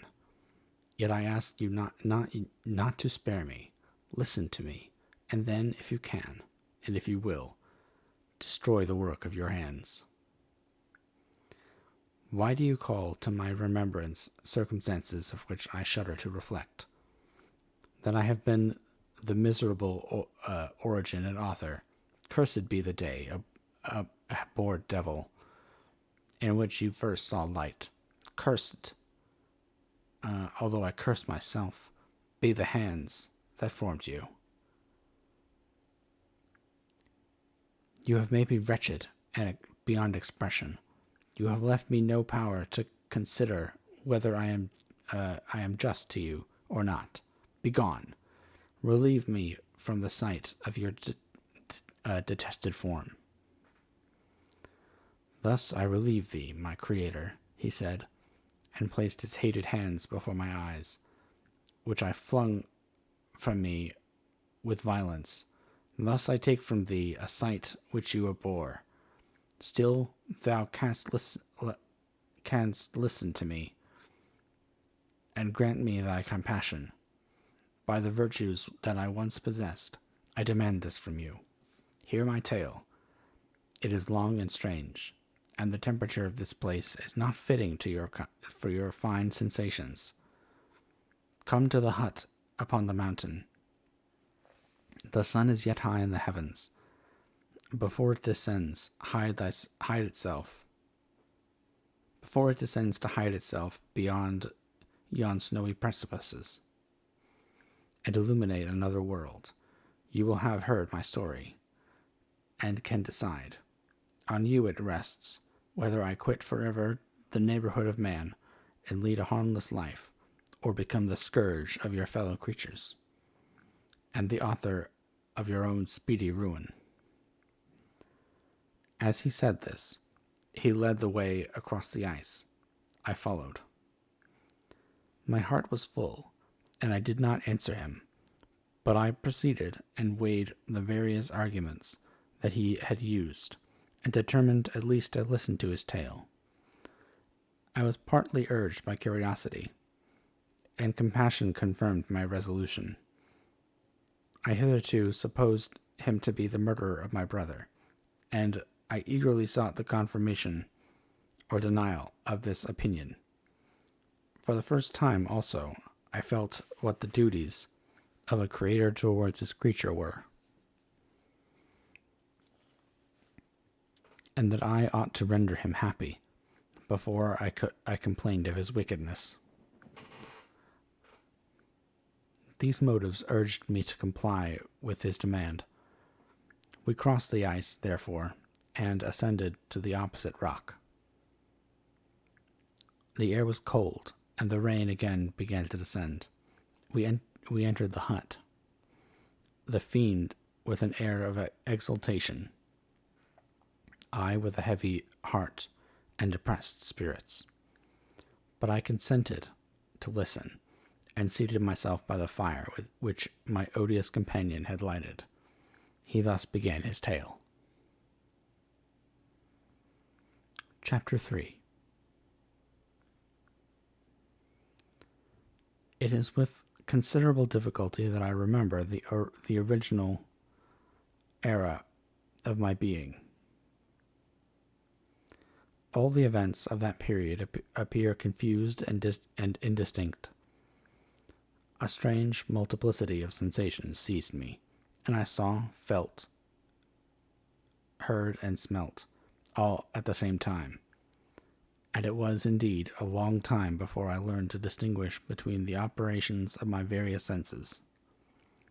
By degrees, I remember a stronger light pressed upon my nerves, so that I was obliged to shut my eyes. Darkness then came over me and troubled me, but hardly had I felt this when, opening my eyes, as I now suppose, the light poured in upon me again. I walked, and, I believe, descended, but I presently found a great alteration in my senses. Before, dark and opaque bodies had surrounded me, impervious to my touch or sight, but I now found that I could wander on at liberty, with no obstacles, which I could not either surmount or avoid. The light became more and more oppressive to me, and the heat wearying me as I walked. I sought a place where I could receive shade. This was the forest near Ingolstadt, and here I lay by the side of a brook, resting from my fatigue, until I felt tormented by hunger and thirst. This roused me from my nearly dormant state, and I ate some berries, which I found hanging on the trees, or lying on the ground. I slaked my thirst at the brook, and then, lying down, was overcome by sleep. It was dark when I awoke. I felt cold also, and half frightened, as it were, instinctively, finding myself so desolate. Before I quitted your apartment, on a sensation of cold, I had covered myself with some clothes, but these were insufficient to secure me from the dews of night. I was poor, helpless, and miserable wretch. I knew and could distinguish nothing, but feeling pain invade me on all sides. I sat down and wept. Soon a gentle light stole over the heavens and gave me a sensation of pleasure. I started up and beheld a radiant form rise from among the trees. I gazed with a kind of wonder. It moved slowly, but it enlightened my path, and I again went out in search of berries. I was still cold when under one of the trees I found a huge cloak, with which I covered myself and sat down upon. No distinct ideas occupied my mind. All was confused. I felt light, and hunger and thirst and darkness. Innumerable sounds rung in my ears, and on all sides various scents saluted me. The only object that I could distinguish was the bright moon, and I fixed my eyes on that with pleasure. Several changes of day and night passed, and the orb of night had greatly lessened when I began to distinguish my sensations from each other. I gradually saw plainly the clear stream that supplied me with drink, and the trees that shaded me with their foliage. I was delighted when I first discovered that a pleasant sound, which often saluted my ears, proceeded from the croaks of little winged creatures, who had often intercepted the light from my eyes. I began also to observe, with great accuracy, that the forms that surrounded me, and to perceive the boundaries of the radiant roof of light which canopied me. Sometimes I tried to imitate the pleasant sounds of the birds, but was unable. Sometimes I wished to express my sensations in my own mode, but the uncouth and inarticulate sounds which broke from me frightened me into silence again. The moon had disappeared from the night, and again, with a lessened form, showed itself, while I still remained in the forest. My sensations had by this time become distinct, and my mind received every day additional ideas. My eyes became accustomed to the light, and to perceive objects in their right forms. I distinguished the insect from the herb, and by degrees one herb from another. I found that sparrow uttered none but harsh notes, whilst those of blackbird and thrush were sweet and enticing. One day, when I was oppressed by cold, I found a fire which had been left by some wandering beggars, and was overcome with delight at the warmth I experienced from it. In my joy, I thrust my hand into the live embers, and quickly drew it out again with a cry of pain. How strange, I thought, that the same cause should produce such opposite effects. I examined the materials of the fire, and to my joy found it to be composed of wood. I quickly collected some branches, but they were wet and would not burn. I was pained at this, and sat still watching the operation of the fire. The wet wood which I had placed near the heat dried, and itself became inflamed. I reflected on this, and by touching the various branches, I discovered the cause, and busied myself in collecting a great quantity of wood, that I might dry it, and have a plentiful supply of fire. When night came on, and brought sleep with it, I was in the greatest fear lest my fire should be extinguished. I covered it carefully with dry wood and leaves, and placed wet branches upon it, and then, spreading my cloak, lay on the ground and sunk into sleep.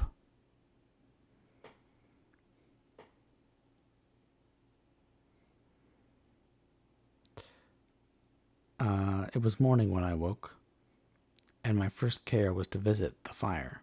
I uncovered it, and a gentle breeze quickly fanned it into a flame. I observed this also, and contrived a fan of branches, which aroused the embers when they were nearly extinguished. When night came again, I found with pleasure that the fire gave light as well as heat, and that the discovery of this element was useful to me in my food, for I found some of the offals that the travelers had left had been roasted, and tasted much more savory than the berries I gathered from the trees. I tried, therefore, to dress my food in the same manner, placing it in the live embers. I found that the berries were spoiled by this operation, and the nuts and roots were much improved. Food, however, became scarce, and I often spent the whole day searching in vain for a few acorns to assuage the pangs of my hunger. When I found this, I resolved to quit the place that I had hitherto inhabited, to seek for one where the few wants I experienced would be more easily satisfied. In this emigration, I exceedingly lamented that the loss of the fire, which I had obtained through accident, and knew not how to reproduce it. I gave several hours to the serious consideration of this difficulty, but I was obliged to relinquish all attempt to supply it, and wrapping myself up in a cloak, struck across the wood towards the setting sun. I passed 3 days in these rambles, and at length discovered the open country. A great fall of snow had taken the place of the night before, and the fields were of one uniform white. The appearance was disconsolate, and I found my feet chilled by the cold, damp substance that covered the ground. It was about 7 in the morning, and I longed to obtain food and shelter. At length I perceived a small hut on a rising ground, which had doubtless been built for the convenience of some shepherd. This was a new sight to me, and I examined the structure with great curiosity. Finding the door open, I entered. An old man sat in it near a fire, over which he was preparing his breakfast. He turned on hearing a noise, and perceiving me, shrieked loudly, and quitting the hut, ran across the fields with a speed of which his debilitated form hardly appeared capable. His appearance, different from any I had ever seen before, and his flight somewhat surprised me. But I was enchanted by the appearance of the hut. Here the snow and rain could not penetrate. The ground was dry, and it presented to me an exquisite and divine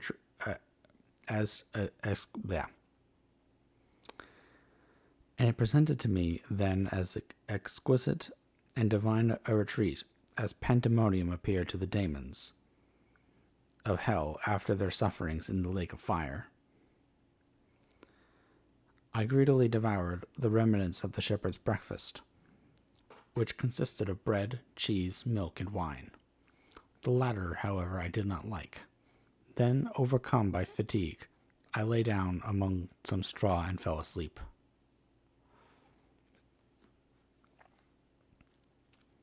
It was noon when I awoke,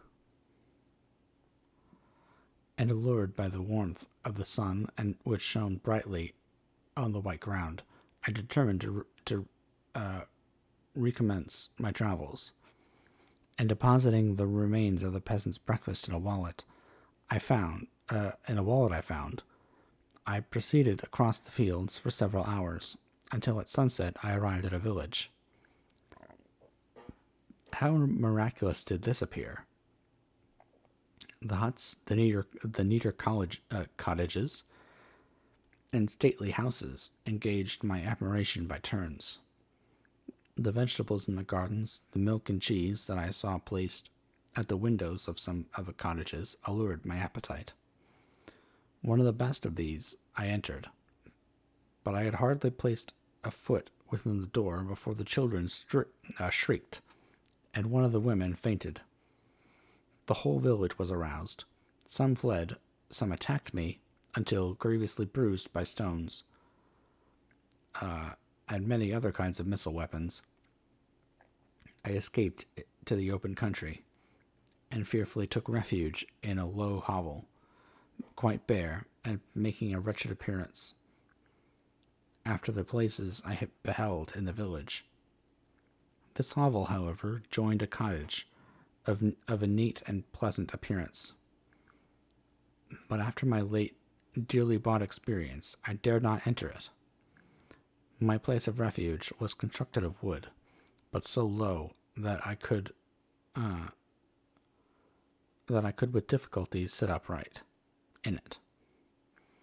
No wood, however, was placed on the earth, which formed the floor, but it was dry, and although the wind entered it by innumerable chinks, I found it an agreeable asylum from the rain and snow.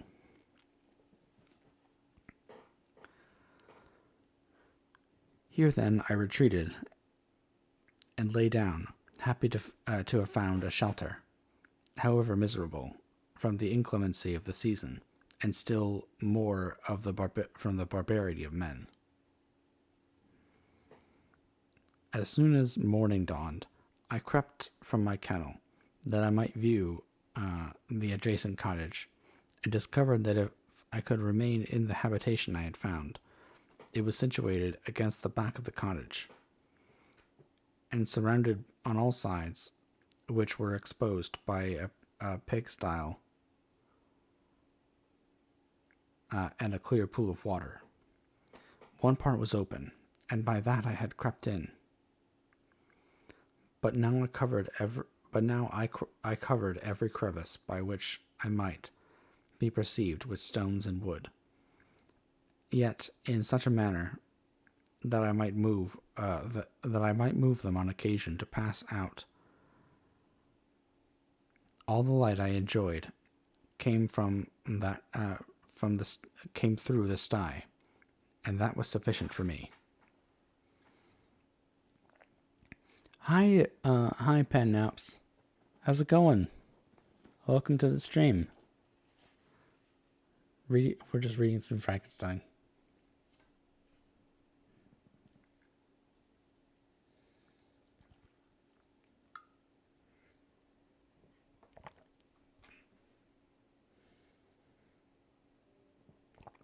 Okay.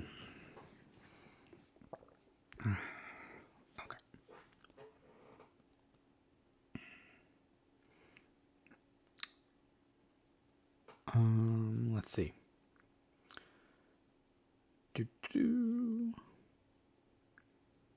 Having thus arranged my dwelling and carpeted it with clean straw, I retired, for I saw the figure of a man at a distance, and I remembered too well my treatment the night before to trust myself in his power. I had first, however, provided for my sustenance for that day by a loaf of coarse bread, which I purloined, and a cup with which I could drink, more conveniently than from hand, of the pure water which flowed by my retreat.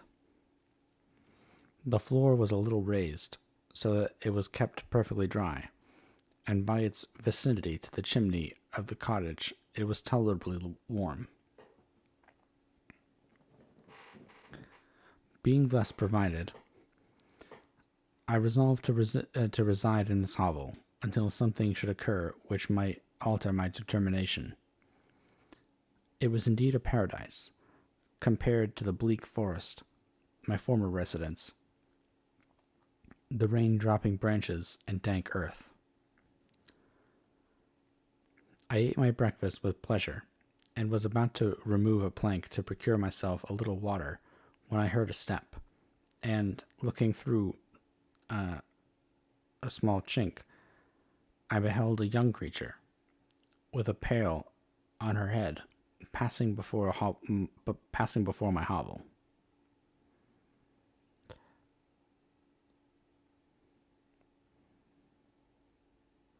The girl was young and of gentle demeanor, unlike what I have since found cottages and farmhouses servants to be.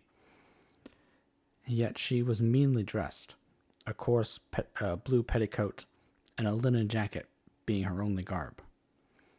Her fair hair was plaited, but not adorned. She looked patient, yet sad. I lost sight of her, and in about a quarter of an hour she returned, bearing her pail, which was now partly filled with milk. As she walked along, seemingly incommoded by the burden, a young man met her, whose countenance expressed a deeper despondence. Uttering a few sounds with an air of melancholy, he took the pail from her head and bore it to the cottage himself. She followed, and they disappeared. Presently I saw the young man again, with some tool in his hand, cross the field behind the cottage, and the girl was also busied, sometimes in the house and sometimes in the yard.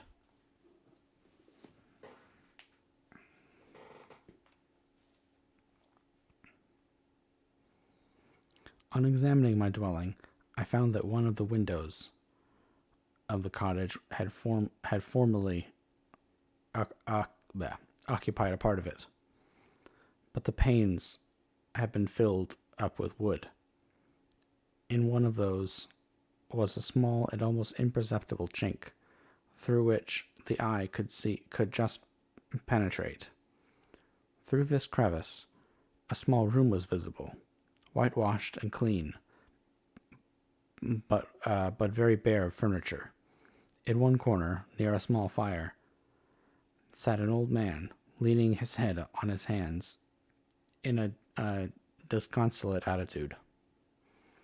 The young girl was occupied in arranging the cottage, but presently she took something out of a drawer, which employed her hands, and she sat down beside the old man, who, taking up an instrument, began to play, and to produce sounds sweeter than the voice of the thrush or the nightingale. It was a lovely sight, even to me, poor wretch, who had never beheld aught beautiful before. The silver hair and benevolent countenance of the aged cottager won my reverence, with the gentle manners of the girl, while the gentle manners of the girl enticed my love. He played a sweet, mournful air, which I perceived drew tears from the eyes of his amiable companion, of which the old man took no notice, until she sobbed audibly. He then pronounced a few sounds, and the fair creature, leaving her work, knelt at his feet. He raised her and smiled with such kindness and affection that I felt sensations of a peculiar and overpowering nature. They were a mixture of pain and pleasure, such as I had never before experienced, either from hunger or cold, warmth or food, and I withdrew from the window, unable to bear these emotions.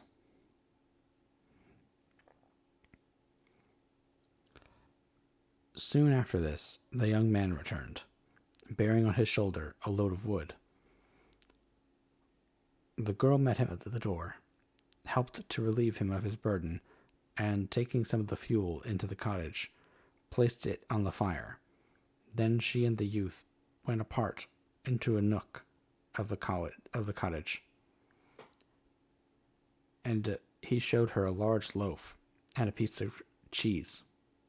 She seemed pleased, and went into the garden for some roots and plants, which she placed in water and then upon a fire. She afterwards continued her work, whilst the young man went into the garden, and appeared busily employed in digging and pulling up roots. After he had been employed thus about an hour, the young woman joined him, and they entered the cottage together.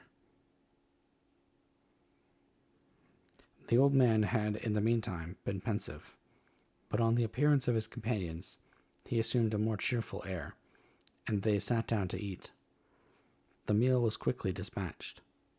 The young woman was again occupied in arranging the cottage. The old man walked before the cottage in the sun for a few minutes, leaning on the arm of the youth. Nothing could exceed in beauty the contrast between these two excellent creatures. One was old, with silver hairs, and a countenance beaming with benevolence and love. The younger was slight and graceful in his figure, and his features were molded with the finest symmetry. Yet his eyes and attitude expressed with the utmost sadness and despondency. The old man returned to the cottage, and the youth, with tools different from those he had used in the morning, directed his steps towards across the fields.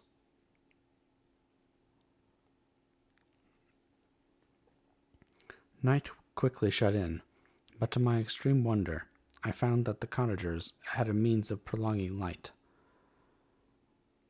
by the use of tapers, and was delighted to find that the setting of the sun did not put an end to the pleasure I experienced in watching my human neighbors. In the evening, the young girl and her companion were employed in various occupations which I did not understand, and the old man again took up an instrument which produced the divine sounds that had enchanted me in the morning. So soon as he had finished, the youth began not to play, but to utter sounds that were monotonous, and neither resembling the harmony of the old man's instruments or the song of the birds. I since found that he read aloud. But at the time I knew nothing of the science of words or letters.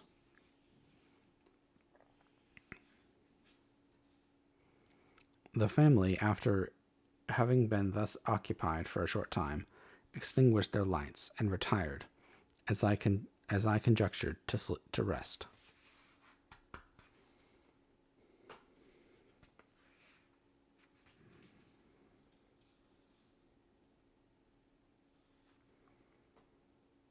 How long is this chapter? Okay. Chapter 4. I lay on my straw, but I could not sleep. I thought of the occurrences of the day. What chiefly struck me was the gentle manners of these people, and I longed to join them, but dared not. I remembered too well the treatment I had suffered in the night before from the barbarous villagers, and resolved whatever course of conduct I might hereafter think it right to pursue, that for the present I would remain quietly in my hovel, watching and endeavoring to discover the motives which influenced their actions. The cottagers arose the next morning before the sun. The woman arranged the cottage and prepared the food, and the youth departed after the first meal. This day was passed in the same routine as that which had preceded it. The young man was constantly employed out of doors, and the girl in various laborious occupations within. The old man, whom I soon perceived to be blind, employed his leisure hours on his instrument or in contemplation. Nothing could exceed the love and respect which the younger cottagers exhibited toward their venerable companion. They performed. Oh, thank you, Knight Night Ranks for the raid. Welcome, Raiders. My name is Emrys. I am the Fey Librarian VTuber, and I like to read books and poetry to my chat, and also sometimes play video games horribly. Um, we uh, we are currently reading Frankenstein, Night Rings. I hope that you had a great stream. What were you playing, or what were you doing?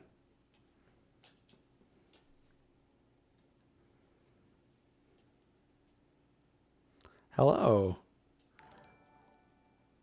Oh, thank you for the follow, chemtrails. Thank you very much.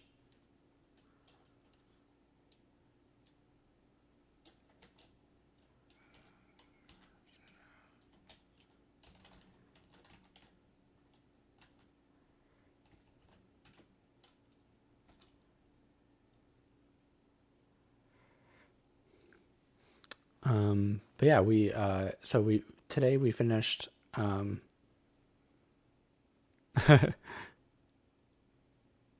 Yeah, it's a rough life out there as a Twitch streamer being terrible at video games. um, Hyper uh,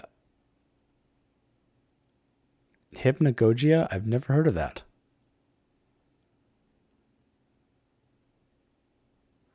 Oh, it's a platformer. Okay. Yeah, I've never heard of that game, but I'll have to look it up. Nice. Okay, cool.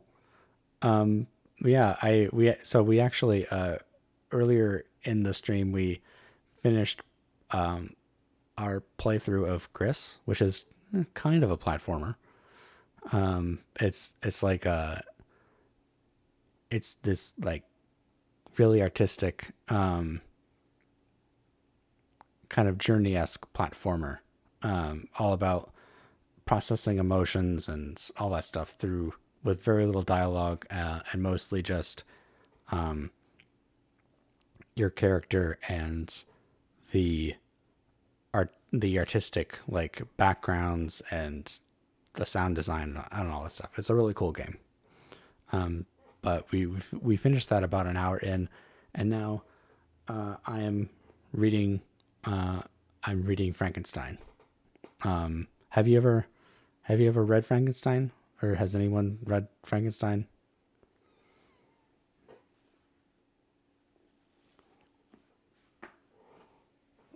Just gonna take a drink. Hold on.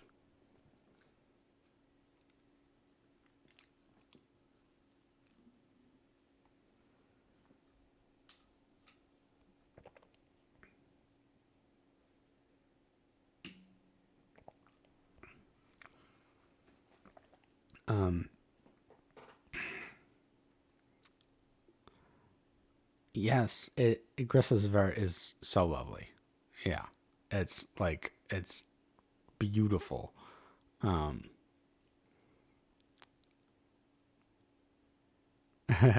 Yeah, Frankenstein is actually Frankenstein is very different from the movie portrayals, for the most part. At least the ones that I've seen. But yeah, I'm if you would like to stick around for the reading, I would appreciate it. But I know that after a stream it can be rough. So if you need to if you need to go rest or anything, just that's fine. But you know, basically, we are in the novel Frankenstein. Frankenstein is the doctor, and he is on a ship, basically telling a story to his. Okay, that sounds cool. Definitely get some food. But thank you for sticking around. So Frankenstein is on a ship bound for the North Pole, on a like a scientific expedition. He is hunting his creature, and is telling, and pretty much the entire story is him telling his tale of woe to the captain of the vessel that he's on. And he has he's told the captain all about creating the creature, and then the creature comes, and he's very sad about having created the creature because the creature is ugly and all that stuff. He thinks that it's a devil, and so he abandons the creature, which comes to bite him in the butt when the creature decides that it's going to murder his Frankenstein's younger brother William, and then the family servant is blamed for William's murder and is then executed. And now, on a trip into the Alps, Frankenstein, or Dr. Frankenstein, and his family are trying to go on vacation and have fun, to take their minds off of all the all the murder I mentioned earlier. And now the creature has cornered Frankenstein, and is telling him his tale of woe within Frankenstein's tale of woe that he's telling the captain. So Frankenstein is relaying what the creature told him to the captain. It's kind of confusing, but yeah. Anyway, I will get back to it.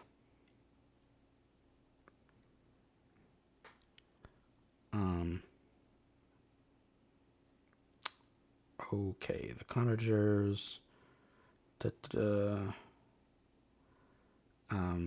Nothing could exceed the love and respect which the younger cottagers exhibited towards their venerable companion.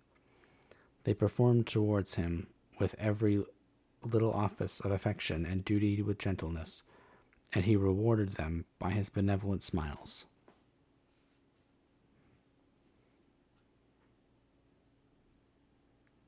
Yeah, no problem. I know it can be like difficult. So like the creature has been telling Frankenstein all about like what it was like to experience his first like few months of life without anyone to talk to or to like tell him about all the things like sensations, emotions, eating. He puts his hand in a fire, and he gets beaten up by villagers when they see him, because he's ugly and scary. And now he's watching a cottage.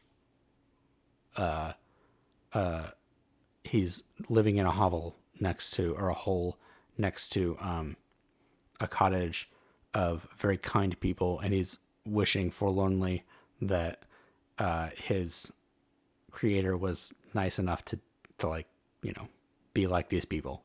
So yeah.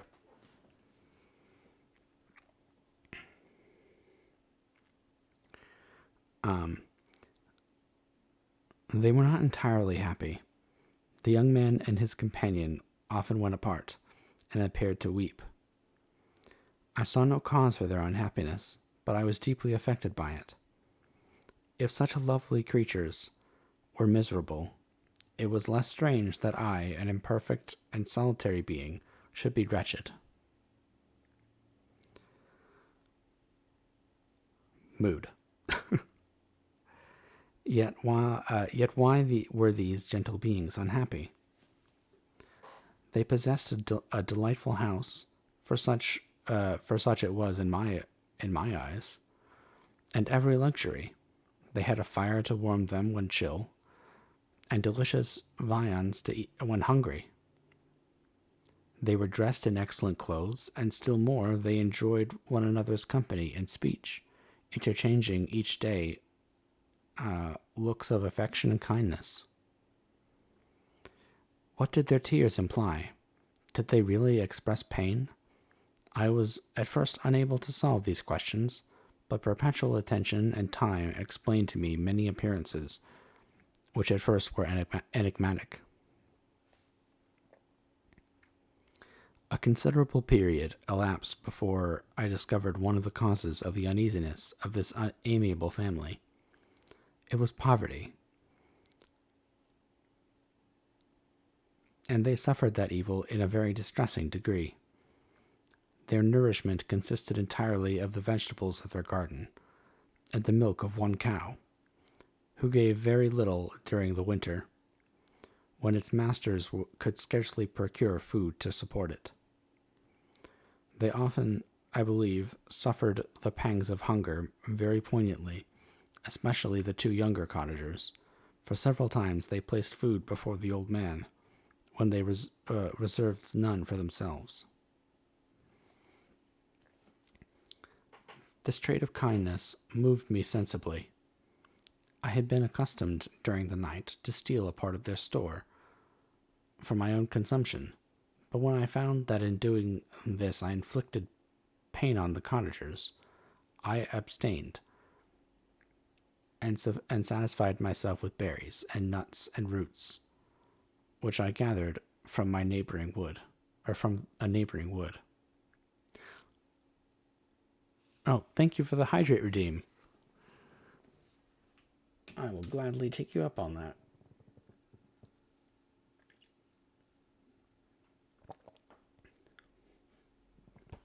Also, you should know that this copy is my copy from college. So every once in a while, I include little sarcastic notes in the margins, because in college I learned to write in the margins, and during this little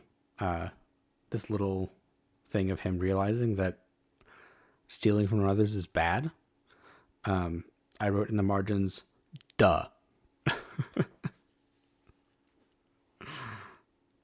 I feel it's necessary for your enjoyment of the story for me to tell you that.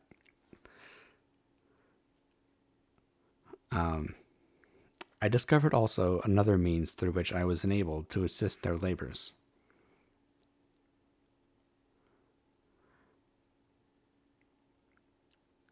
I found that the youth spent a great part of each day in collecting wood for the family fire, and during the night I often took his tools, the use of which I quickly discovered, and brought home firing sufficient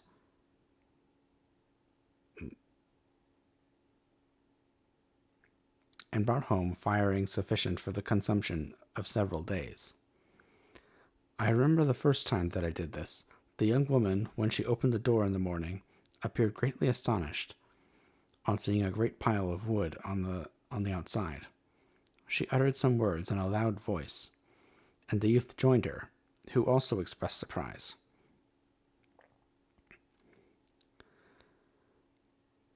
I observed with pleasure that he did not go to the forest that day, but spent it in repairing the cottage and cultivating the garden. By degrees, I made a discovery of still a greater amount. I found that these people possessed a method of communicating their experience and feelings to one another by articulate sounds.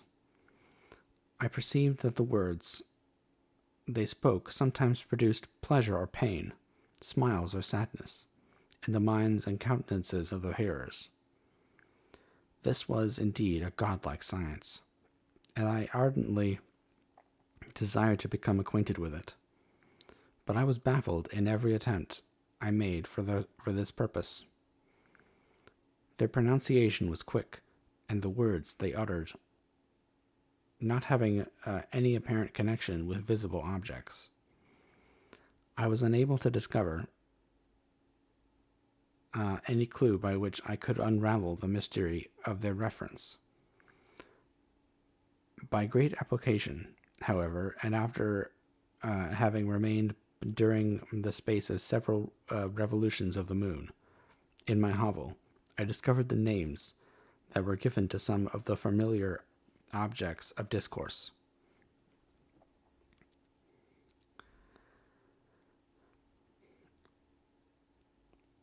I learned and applied the words fire, milk, bread, and wood. I learned also the names of the cottagers themselves. The youth and his companion had each of them several names, but the old man had only one, which was father. The girl was called sister, or Agatha, and the youth Felix, brother or son.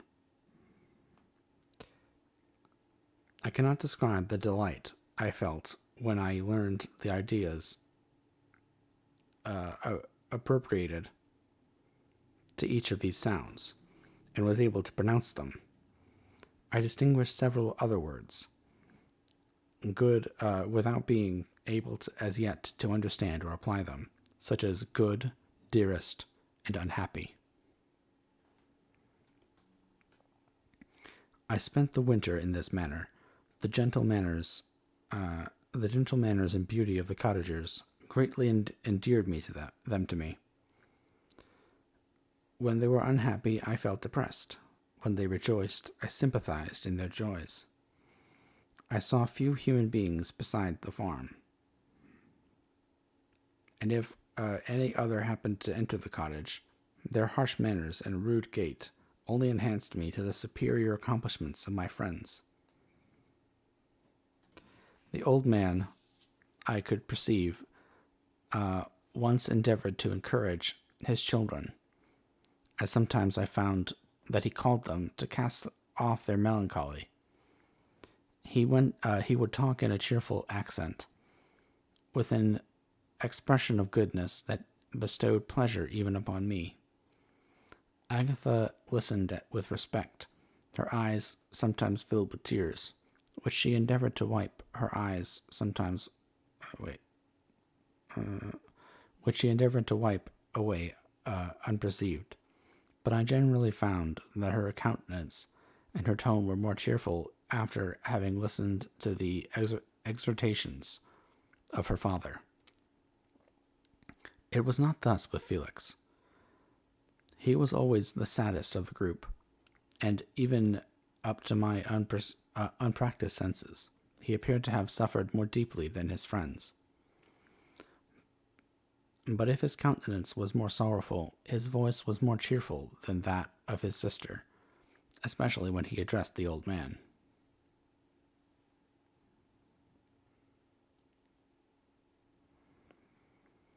I could mention innumerable instances which, although slight, marked the dispositions of these amiable cottagers. In the midst of poverty and want, Felix carried with pleasure to his sister the first little white flower that peeped out from beneath the snowy ground. Early in the morning, before she had risen, he cleared away the snow and that obstructed her path to the milk house, drew water from the well, and brought the wood from the outhouse, where, to his perpetual astonishment, he found his store always replenished by an invisible hand.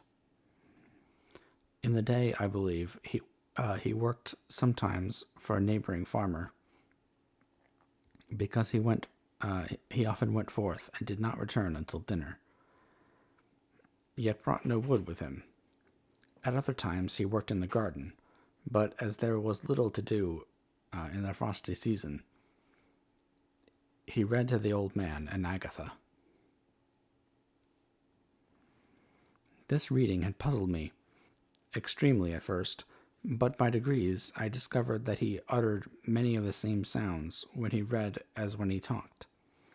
I conjectured, therefore, that he found on the paper signs for speech, which he understood, and I ardently longed to comprehend these also. but how was that possible when I did not even understand the sounds for which they stood as signs? I improved, however, sensibly in this science, but not sufficiently to follow up any kind of conversation, although I applied my whole mind to the endeavor, for I easily perceived that although I eagerly longed to discover myself to the cottagers, I ought not to make the attempt until I had first become master of their language, which knowledge might enable me to make them overlook the deformity of my figure. For with this also the contrast perpetually presented to my eyes had made me acquainted. I love how articulate he is, and yet in all of like today's media, or in pretty much all of today's media, Frankenstein's monster is basically just a dumb brute who can't speak except in groans and grunts. Like it's very different than media portrayals.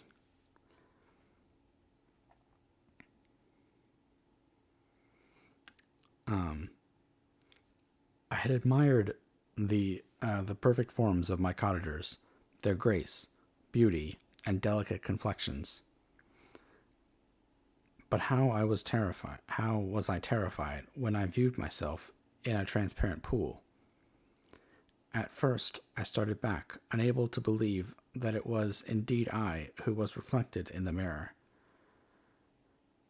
And when I became fully convinced that I was in reality the monster that I am, yeah, like it's so weird that they take this really articulate character and make him just a dumb brute. It's weird.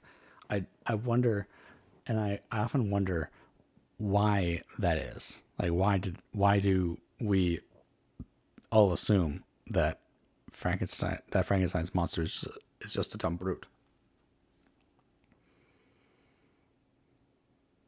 What does it tell us about us, and what does it tell us about the story that we're trying to tell?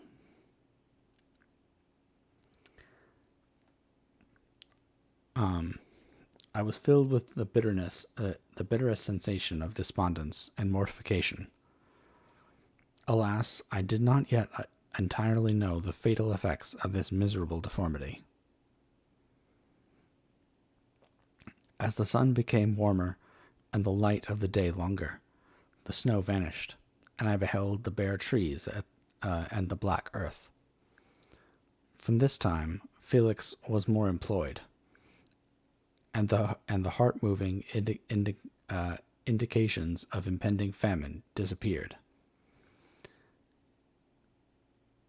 Their food, as I afterwards found, was coarse, but it was wholesome, and they procured a sufficiency of it.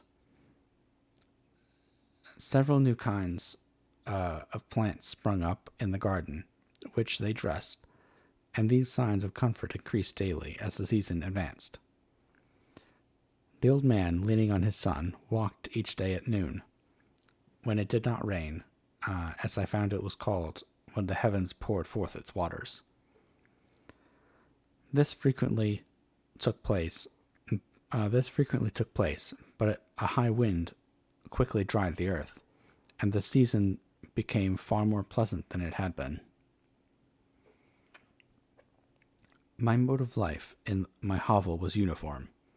During the morning, I attended the motions of the cottagers, and when they were dispersed in various occupations, I slept. The remainder of the day was spent in observing my friends. It's also like it's interesting to think about how Frankenstein's monster or creature is essentially having a parasocial relationship with this family. Like he's he doesn't know them. He doesn't. He has never met them, really. He just he's voyeuristically listening and watching them without their knowledge or consent, and thinks that he is a part of their lives, and thinks that on some level they eventually that they owe him some kind of friendship in return when they do not. But just, an interesting thing that just popped into my head because, parasocial relationships, they're big on social media and YouTube and Twitch. And they can be scary.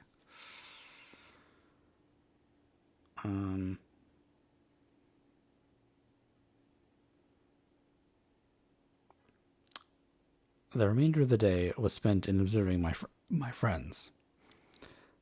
When they had retired to rest, if there was any moon or the night was starlit, I went into the woods and collected my own food and fuel for the cottage. When I returned, as often as it was necessary, I cleared their path from the snow, and performed these offices that I had seen done by Felix. I afterwards found that these labors, performed by an invisible hand, greatly astonished them, and once or twice I heard them, on these occasions, utter the words "good spirit," "wonderful." But I did not then understand the significance of these terms.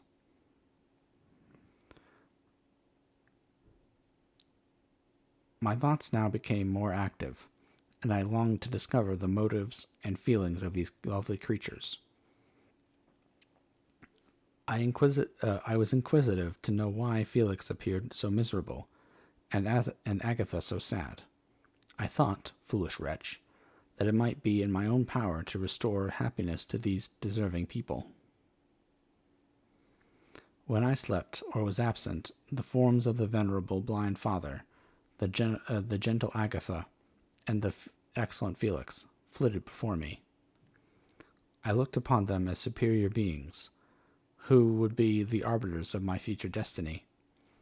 I formed in my imagination 1,000 pictures of presenting myself to them and their reception of me.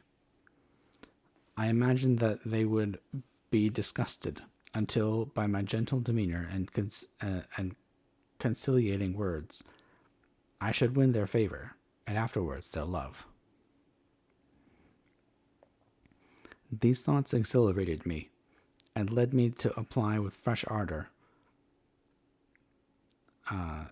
to the acquiring the art of language. My organs were indeed harsh, but supple, and although my voice was very unlike the soft music of their tones, yet I pronounced such words as I understood with tolerable ease. It was as the ass and the lapdog, yet surely the gentle ass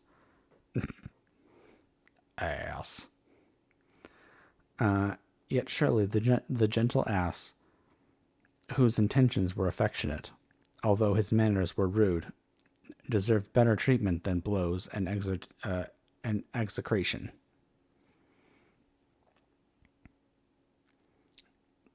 The pleasant showers and genial warmth of spring greatly altered the aspect of the earth.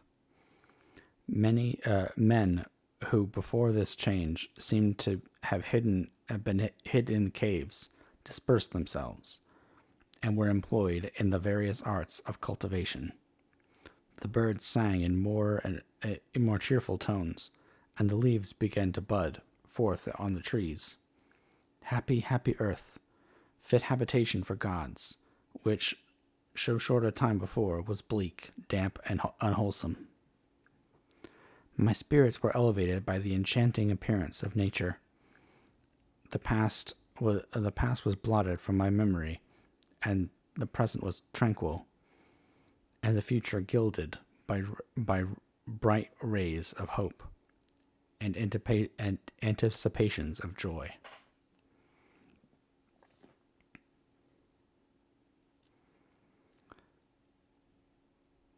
Chapter 5. I now hasten to the more moving part of my story. I shall relate events that impressed me with feelings which, from what I was, have made me what I am. Spring advanced rapidly. The weather became fine, and the skies cloudless. It surprised me that what before was desert and gloomy should now bloom with the most beautiful flowers and verdure. My senses were gratified and refreshed by 1,000 scents of delight and 1,000 sights of beauty. It was on one of these days, when my cottagers periodically rested from labor, that the old man played on his guitar, and the children listened to him. I observed that the countenance of Felix was melancholy beyond expression.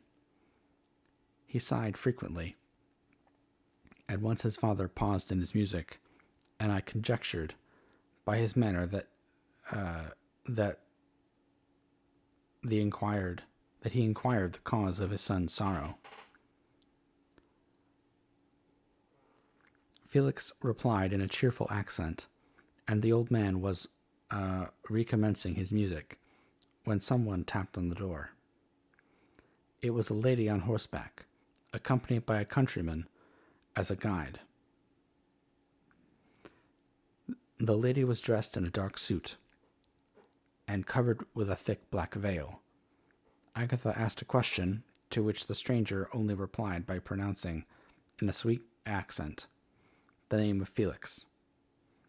Her voice was musical, but unlike that of either of my friends.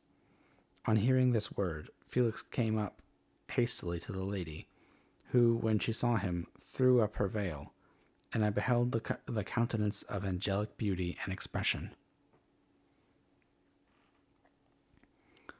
Her hair of a shining raven black, and curiously braided. Her eyes were dark but gentle, although animated. Her features of a regular proportion, and her complexion wondrously fair. Each cheek tinged with a lovely pink. Felix seemed ravished with delight when he saw her. Every trait of sorrow vanished from his face, and it instantly expressed a degree of ecstatic joy of which I could hardly have believed it capable. His eyes sparkled as his cheek flushed with pleasure, and at that moment I thought him as beautiful as the stranger. She appeared affected by different feelings. Wiping a few tears from her lovely eyes, she held out her hand to Felix, who kissed it rapturously, and called her, as well as I could distinguish, his sweet Arabian. She did not appear to understand him, but smiled. He assisted her to dismount, and, dismissing her guide, conducted her into the cottage. Some conversation took place between him and his father, and the young stranger knelt at the old man's feet, and would have kissed his hand. But he raised her and embraced her affectionately. I soon perceived that although the stranger uttered articulate sounds, and appeared to have a language of her own, she was neither understood by, or herself understood, the cottagers.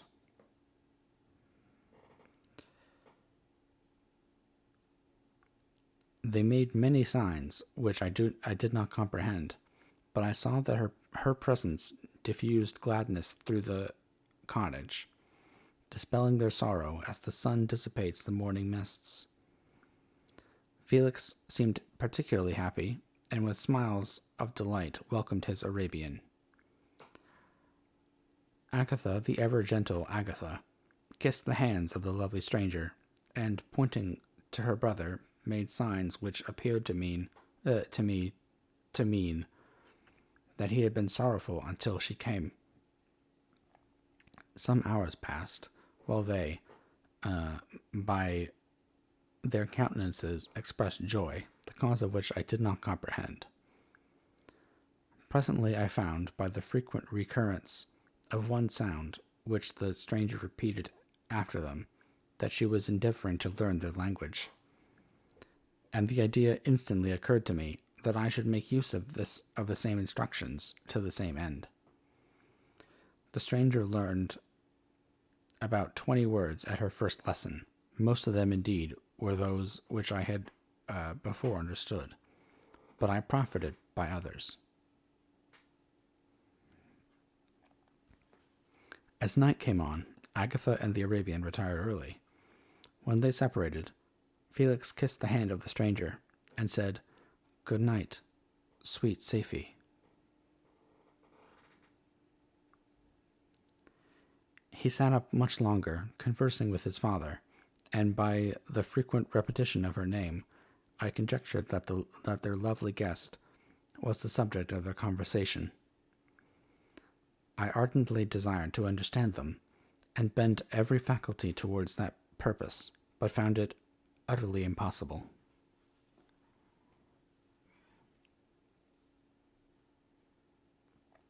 The next morning, Felix went out to his work, and after the usual occupations of Agatha were finished, the Arabian sat at the feet of the old man, and taking his guitar, played some airs so entrancingly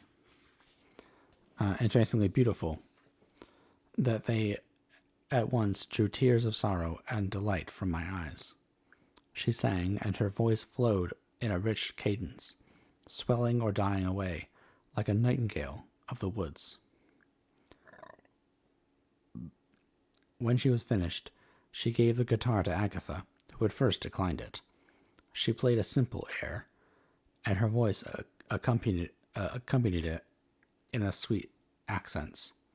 But unlike the wondrous strain of the stranger, the old man appeared enraptured, and said some words which Agatha endeavored to explain to Safie, and by which he appeared to wish to express that she bestowed on him the greatest delight by her music.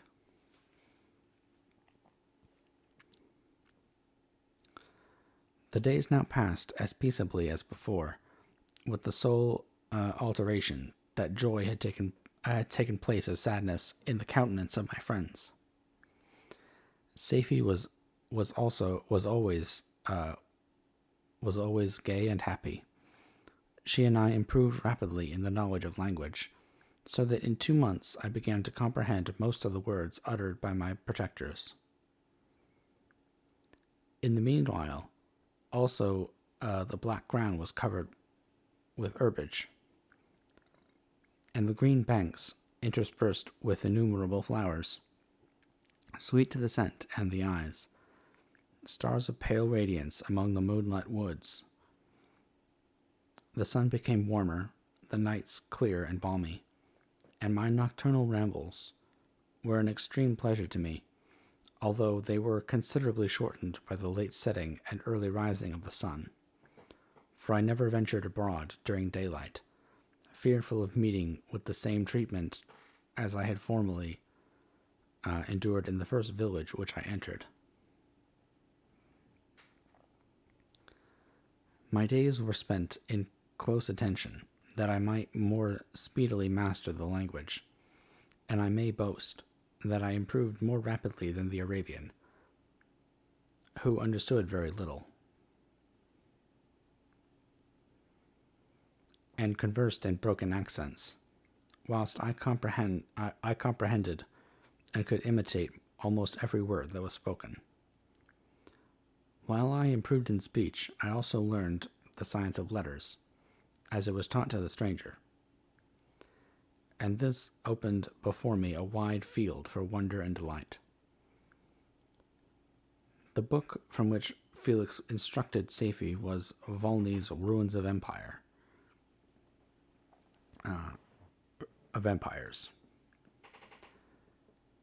I should not have understood the purport of this book, had not Felix, in reading it, given every minute,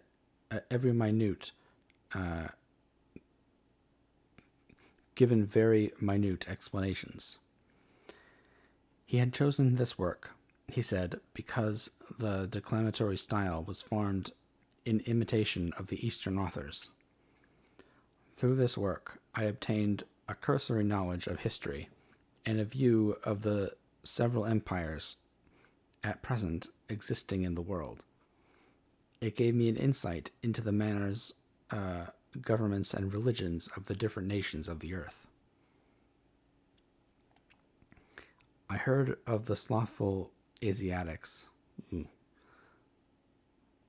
There's one of the things that you have to deal with in reading older books is that sometimes there is problematic elements of them. So just keep that in mind. Frankenstein is a story. It's a product of its time, I guess is what I'll say. Of the stupendous genius and mental activity of the Grecians, of the wars and wonderful virtue of the early Romans, of the subsequent degeneration, of the decline of that mighty empire, of chivalry, Christianity, and kings. I heard the discovery of the American hemisphere, and wept with Safie over the hapless fate of its original inhabitants. Oof.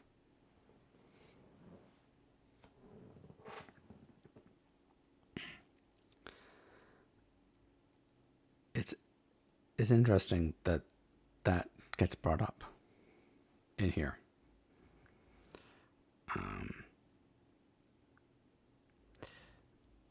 Particularly because the author is British, I believe.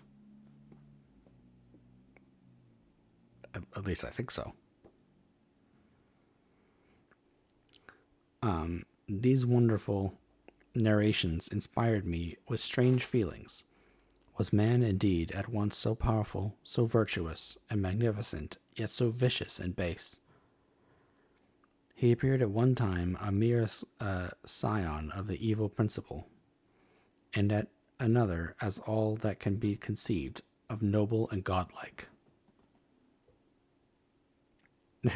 Yeah, the monster understands that colonialism is bad.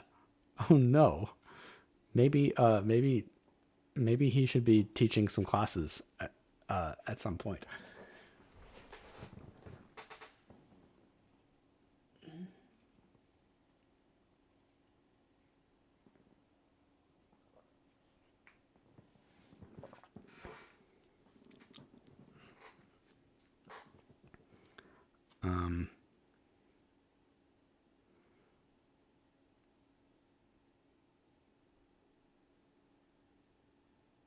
Yeah. I mean, yeah, he did learn to read in like a few weeks to a couple months. Yeah. Yeah, I did I I thought that the Shelleys were that they were British. And she is definitely an absolute goth legend and so woke for her time. I mean, like this is a woman who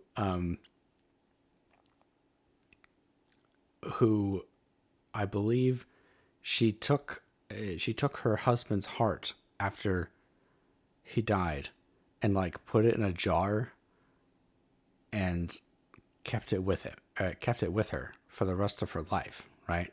Like she's she's she's an amazing goth queen, basically, and a boss bitch.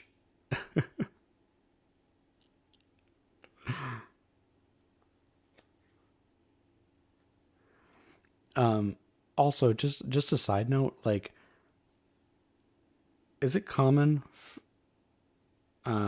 Yes, yeah, the heart was calcified. Um, Yeah, so it didn't like it was mostly like already a bone. But yeah. Also, just like as a side note, is it? I wonder how common it would have been for a farmer to have a a tome titled "Ruins of Empires." It just like doesn't seem very likely, but I'll forgive you that one, Mary Shelley, because you're so cool.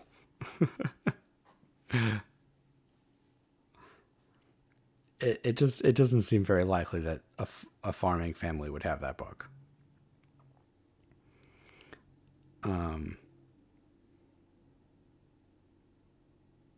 Yeah, farmers with a blind patriarch. Maybe in his earlier life before he went blind, the father was some kind of like merchant or some kind of very important person. But now that he's blind, he's been relegated to the farm, and that's why they're all so sad.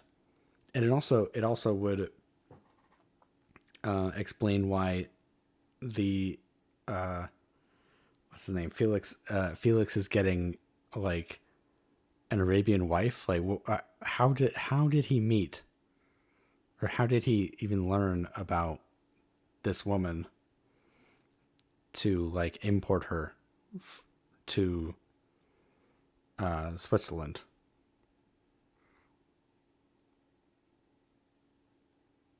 Yeah, yeah. Felix is Felix is marrying this Arabian woman named Safi, and she came in with a handler, uh, guided by a handler on a horse, and uh, that's why they have to teach her the language because she doesn't know how to speak it. She doesn't know how to speak German. I assume it's German, or some kind of German language that they're speaking. But yeah, it doesn't make any sense for these poor farmers to have all of this like all this going on. I feel like there's so much more backstory that needs to happen in this story for the about this family, because like this family is rife for stories that could come out.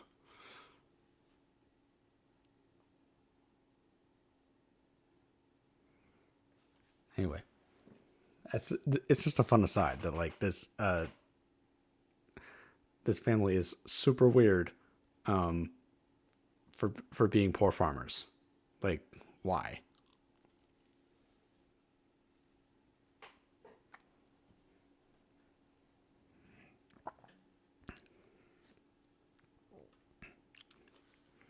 But they did teach their anonymous friend how to read and how to speak indirectly without consent.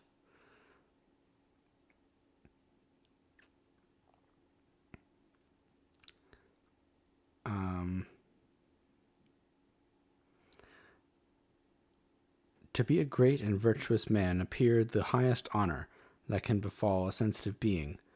To be base and vicious, as many on record have been, appeared the lowest degradation, a condition more abject than that of the blind mole or harmless worm. For a long time I could not conceive how one man could go forth to murder his fellow, or even why there were laws and governments.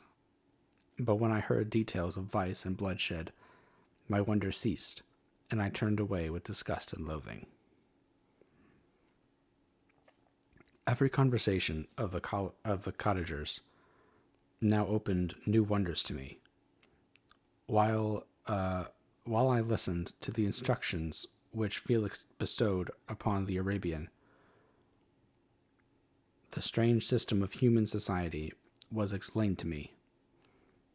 I heard of the division of property, of immense wealth and squalid poverty, of rank, descent, and noble blood. The words induced me to turn towards myself. I learned that the possessions most esteemed by your fellow creatures were high and unsullied descent, united with riches. A man might be respected with only one of these acquisitions, but without either, he was considered, except in very rare instances, as a vagabond and a slave, doomed to waste his powers for the benefit of the chosen few. And what was I? Of my creation and creator I was absolutely ignorant, but I knew that I possessed no money, no friends, no kind of property. I was, besides, endowed with a figure hideously deformed and loathsome. I was not even the same nature as man. I was more agile than they, and could subsist on a coarser diet. I bore the extremes of heat and cold with less injury to my frame, and my stature far exceeded theirs. When I looked around, I saw and heard of none like me. Was I then a monster, a blot upon the earth, from which all men fled, and whom all men disowned? I cannot describe to you the agony that these reflections inflicted upon me. I tried to dispel them, but sorrow only increased with knowledge. Mood. Oh, that I had forever remained in my native wood, nor known or felt beyond the sensations of hunger, thirst, and heat. Of what a strange nature is knowledge! It clings to the mind when it has once seized on it, like a lichen on the rock. I wished sometimes to shake off all thought and feeling, but I learned that there was but one means to overcome the sensation of pain, and that was death, a state which I feared, yet did not understand. I admired virtue and good feelings, and loved the gentle manners and amiable qualities of my cottagers. But I was shut out from intercourse with them, except through the means which I obtained by stealth, when I was unseen and unknown, and which rather increased than satisfied the desire I had of becoming one among my fellows.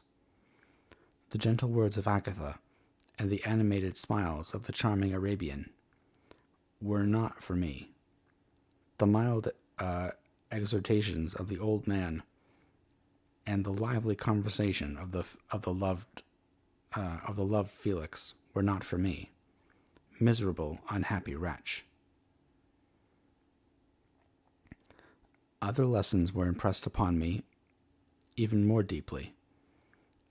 I heard of the difference of sexes, of the birth and growth of children,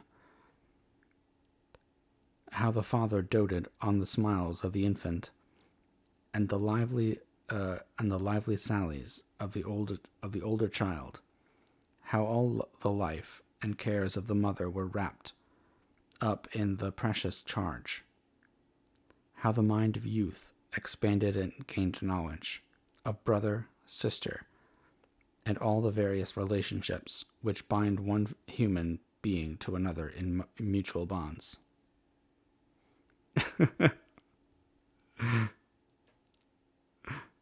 The monster has no maidens, though. He's gonna find some maidens so he can make some babies. Oh no.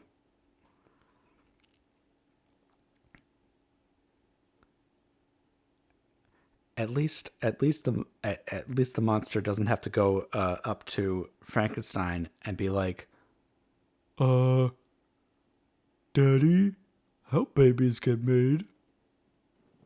Uh, Frankenstein, you must make me not maidless.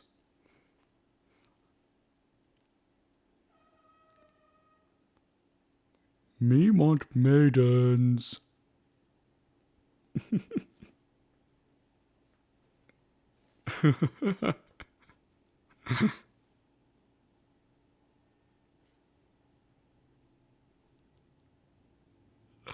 That's funny. Um,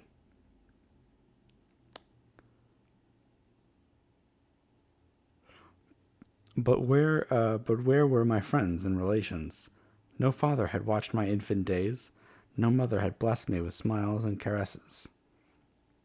Or if they had, all my past life was now a blot, a blind vacancy which I had distinguished nothing. From my earliest remembrance, I had been, as then I was in height and proportion. I had never yet seen a being resembling me, or who claimed any intercourse with me. He's a virgin.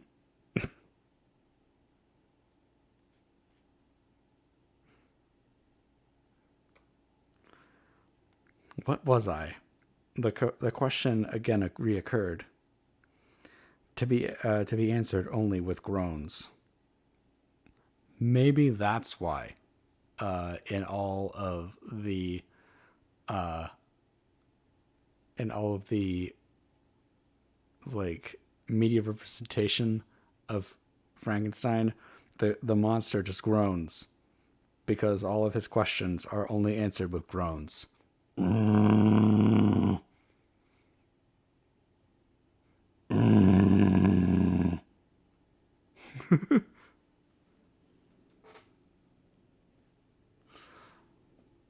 Frankenstein, why you no make me maidenless? Why you make me maidenless? Uh.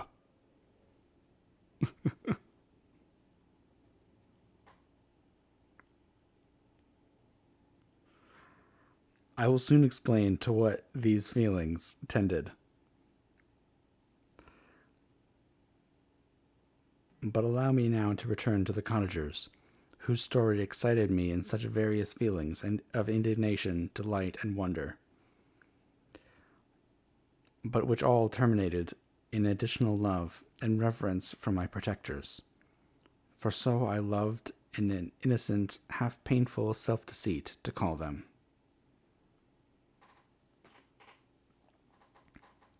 Chapter 6.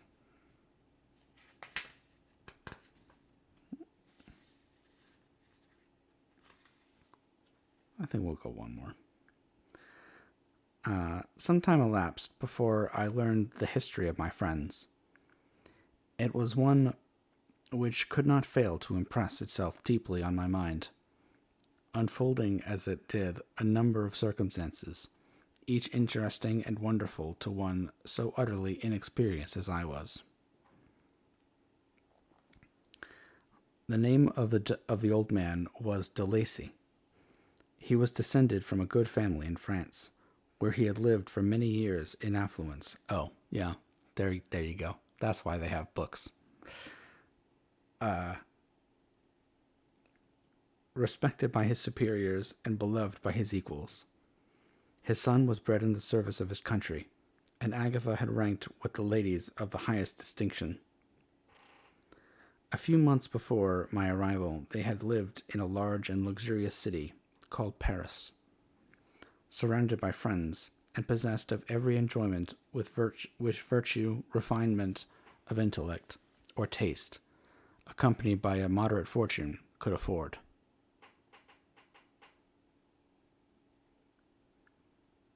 Yeah. He also went to Paris. Yeah, exactly.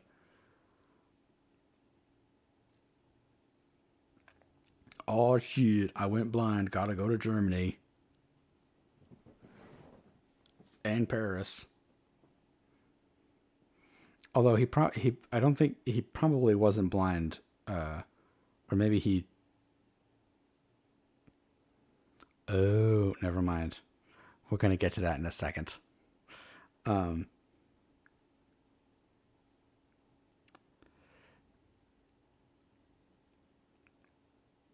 the father of Saifi had been the cause of their ruin. He was a Turkish merchant and had inhabited Paris for many years, when for some reason, which I could not learn, he became obnoxious to the government. Uh-oh. He was seized and cast into prison the very day that Saifi arrived from Constantinople to join him. He was tried. He was tried and condemned to death. The injustice of his sentence was very flagrant. All Paris was indignant, and it was judged that his religion and wealth, rather than the crime alleged against him, had been the cause of his condemnation. Uh-oh. Paris is Paris is racist, obviously. Um,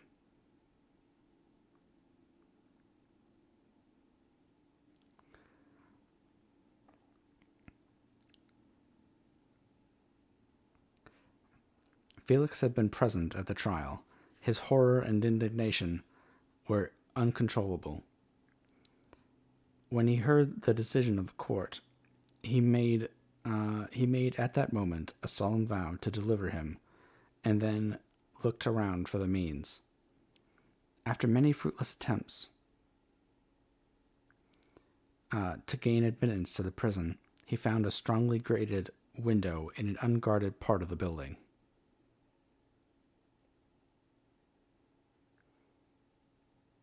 Oh, yes. They're nationalist. Yes, they're nationalists. Yes, that's true. The monster is learning to become radicalized against human society. Yes, that's true. Um, he found a strongly grated window in an unguarded part of the building, which lighted the dungeon of the unfortunate uh, Mahometan. I assume that means I assume that means Muslim. Um, who loaded with chains, waited in despair the execution of the barbarous sentence. Felix visited the grate at night, and made known to the prisoner his intentions in his favor. The Turk, amazed and delighted, endeavored to kindle the zeal of his deliverer by promises of reward and wealth. Felix rejected his offers with contempt, yet he saw the lovely Saifi, who was allowed to visit her father, and who, by her gestures, expressed her lively gratitude. The youth could not help owning to his own mind that the captive possessed a treasure which would fully reward his toil and hazard. Oh boy. Oh no.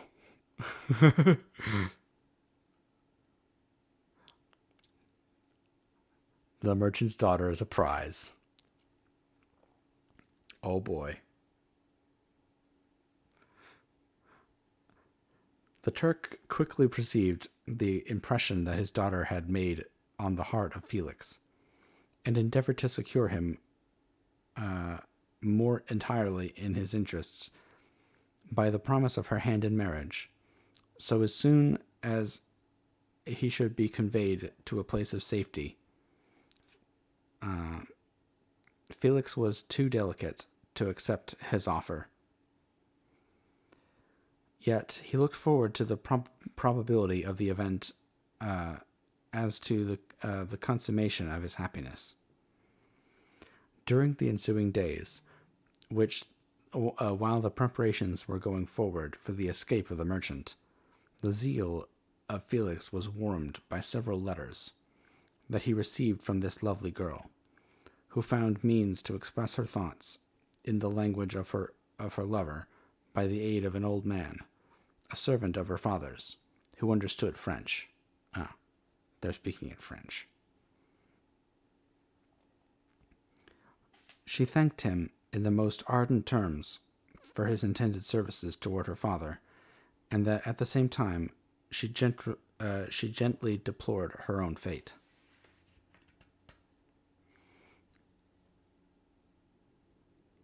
Yeah, real awkward. Awkward.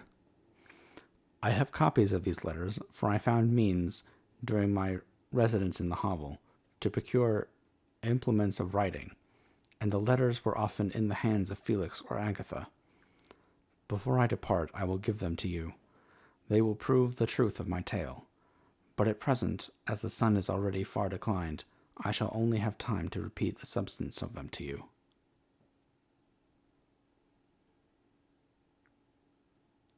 The monster coming of Frankenstein in French, like everyone speaks that to a German man, reject doctor. Yeah.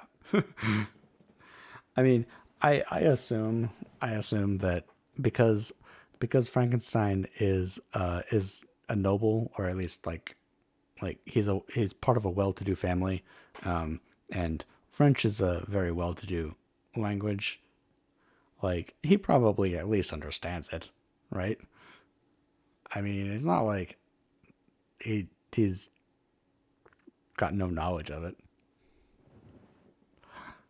Just like the monster runs at him and is speaking gibberish, and really he's just speaking French.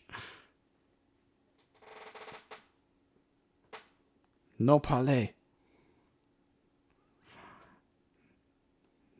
No parler France. No parler France. Wow. Damn. I that that that year of French that I took in college was well spent.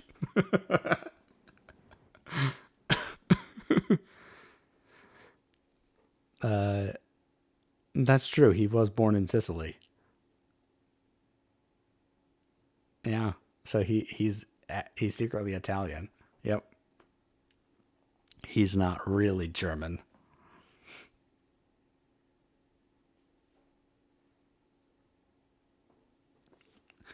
Um, Safi related that her mother was a Christian Arab,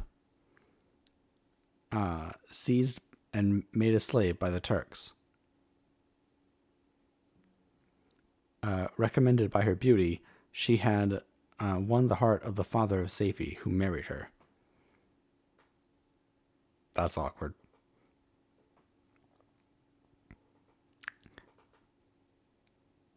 The young girl spoke in high and enthusiastic terms of her mother, who, born in freedom, spurned the bondage to which she was now reduced.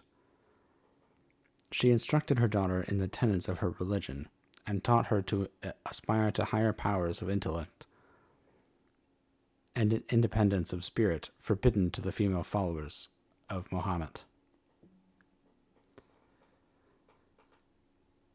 This lady died, but her lessons were indelibly impressed on the mind of Safi, who sickened at the prospect of again returning to, well, it says Asia, but the Middle East, and being immured within the walls of the walls of a harem, allowed only to occupy herself with puerile amusements, ill suited to the temper of her soul, now accustomed to the grand ideas and a noble emulation for virtue. The prospect of marrying a Christian and remaining in a country where women were allowed to take rank in society was enchanting to her. Ugh. The day for the execution of the Turk was fixed, but on the night previous to it, he had quitted the prison, and before morning was distant many leagues from Paris. Felix had procured passports in the name of his father, sister, and himself. He had previously communicated his plan to the former, who aided the deceit by quitting his house under the pretense of a journey, and concealed himself with his daughter in an obscure part of Paris. Felix conducted the fugitives through France to Lyons, and across Mount Cenis to Leghorn, where the merchant had decided to wait a favorable opportunity of passing into some part of the Turkish dominions.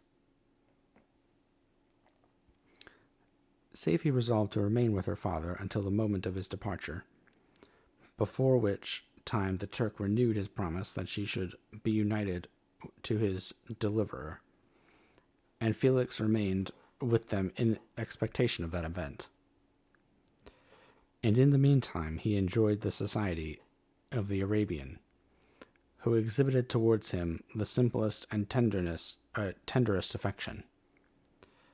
They conversed with one another through the means of an interpreter, and sometimes with the interpretation of looks. And Safie sang to him the divine airs of her native country.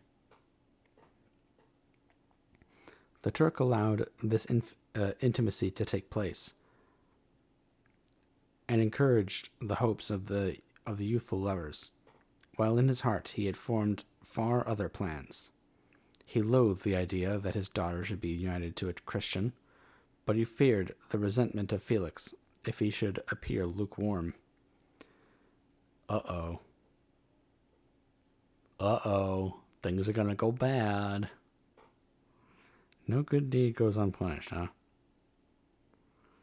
You save a guy from prison, you get him out of the country, and he doesn't even want to give his daughter to you. Damn. Wow. What an ungrateful person. Damn. That's a joke, by the way. That's a joke, Twitch.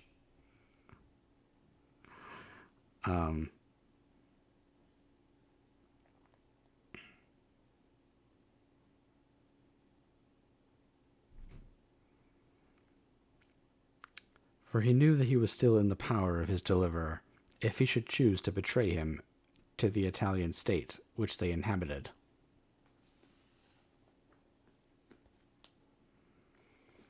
He revolved 1,000 plans by which he should be enabled to prolong the deceit until it might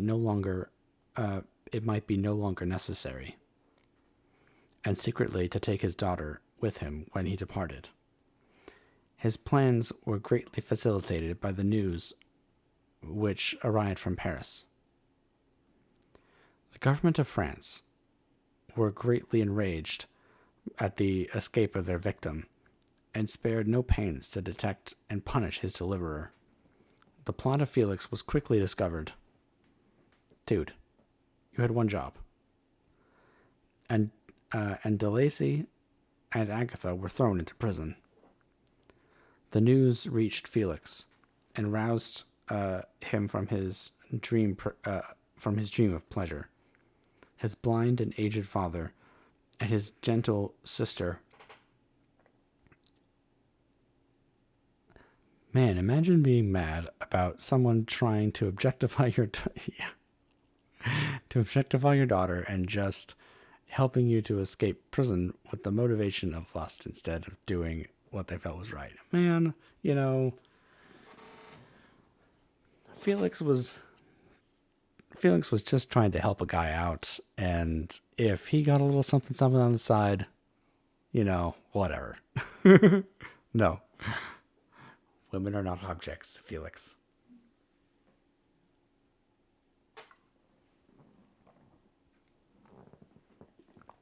Thank you for the hydrate redeem.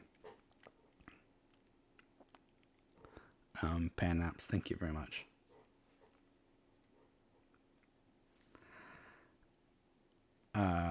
And the French government's just like, man, we didn't get to kill this guy, so we're just gonna kill these guys instead. Make their lives miserable. And his blind and aged father and his gentle sister lay in some noisome prison or a dungeon while he enjoyed the free air and the society of her whom he loved. This idea was torture to him. He quickly arranged with the Turk that if the latter should find a favorable opportunity for escape before Felix could return to Italy, Safie should remain as a boarder at a convent at Leghorn, and then quitting the lovely Arabian, he hastened to Paris and delivered himself up to the vengeance of the law, hoping to free de Lacy and Agatha by this proceeding. He did not succeed. Uh-oh. Get wrecked. They remained confined for 5 months before the trial took place, the result of which deprived them of their fortune and condemned them to a perpetual exile from their native country. They found a miserable asylum in the cottage in Germany, where I discovered them. Felix soon learned that the treacherous Turk, whom he and his family endured such unheard of oppression. I mean, you did a crimes. You did a crimes and you got caught, and you are now suffering the consequences. You're not being oppressed. There is no oppression going on right now. There is only you being charged with a crime that you committed and being punished.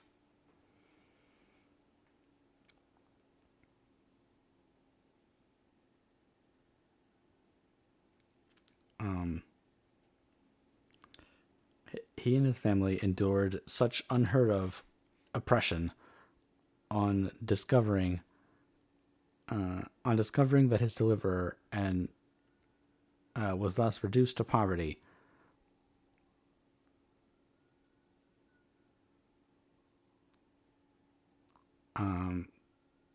Felix soon learned that the treacherous Turk, for whom he and his family endured such unheard of oppression, on discovering that his deliverer was thus reduced to poverty and impotence, became a traitor to good feeling and honor, and had quitted Italy with his daughter, insultingly sending Felix a pittance of money to aid him, as he said, in some plan of future maintenance.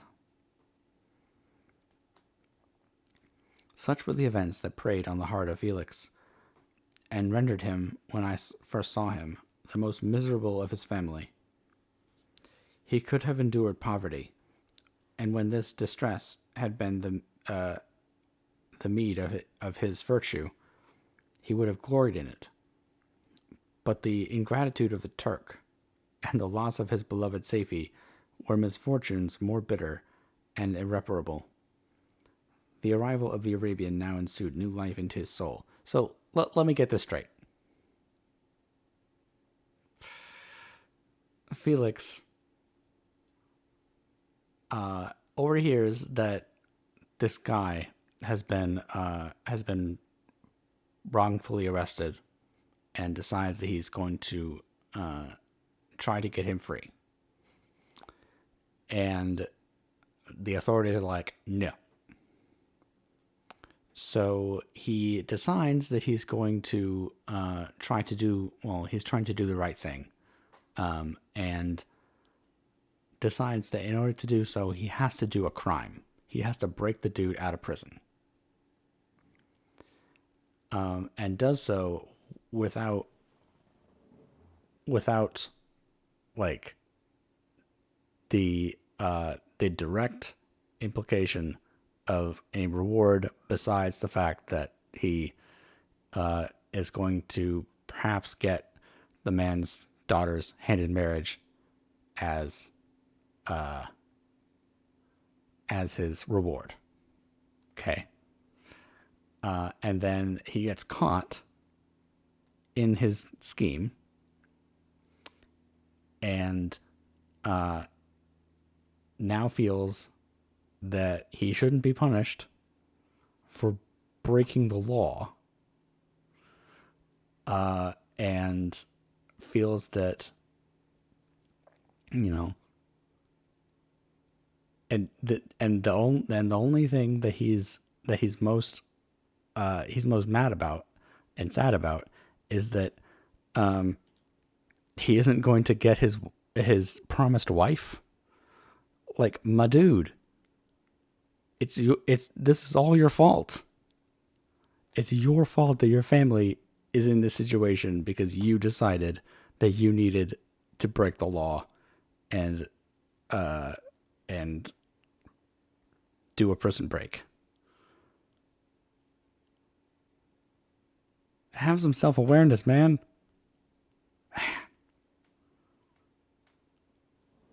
Sorry. I will get off my high horse now about Felix.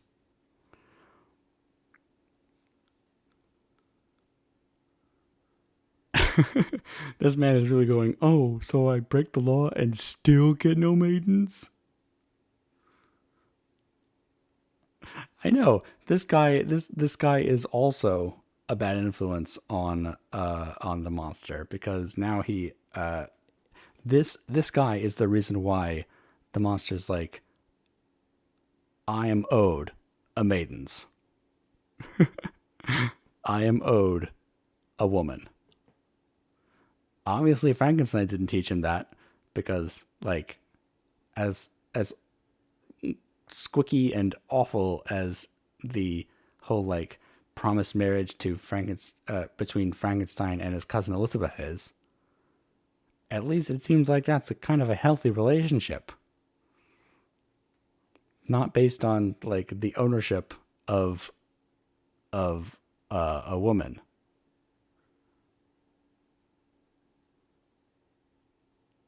Yeah, this is why the monster felt like he was owed a woman, a mate, and also killed a ton of women and children because all he knew was that this is how men this is how men act around women.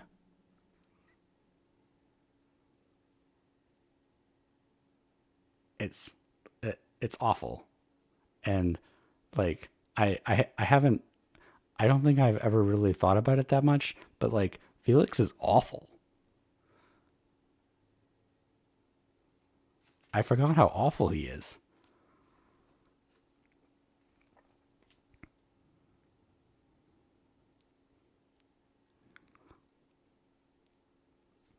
Um,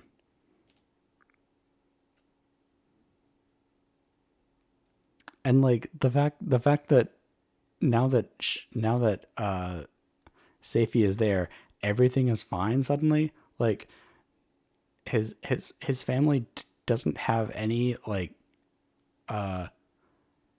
resentment towards Felix for like royally screwing them over.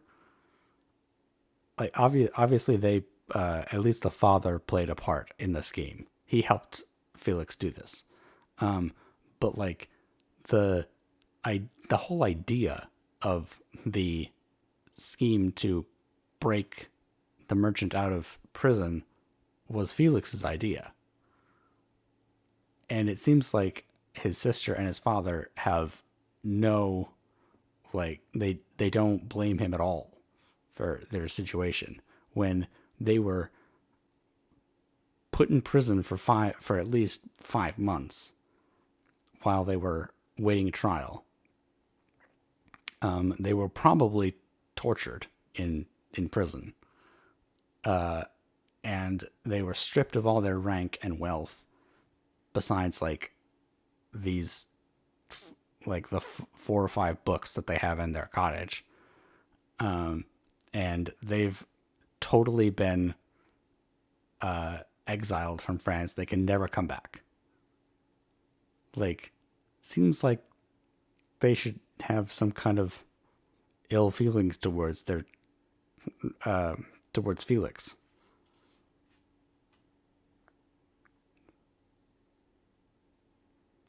But all the creature is learning is that all three of these people are just, they're angels. They're so beautiful. They are they're so kind and gentle, and all that stuff. I don't know. It's weird. There's a lot of cognitive dissonance going on.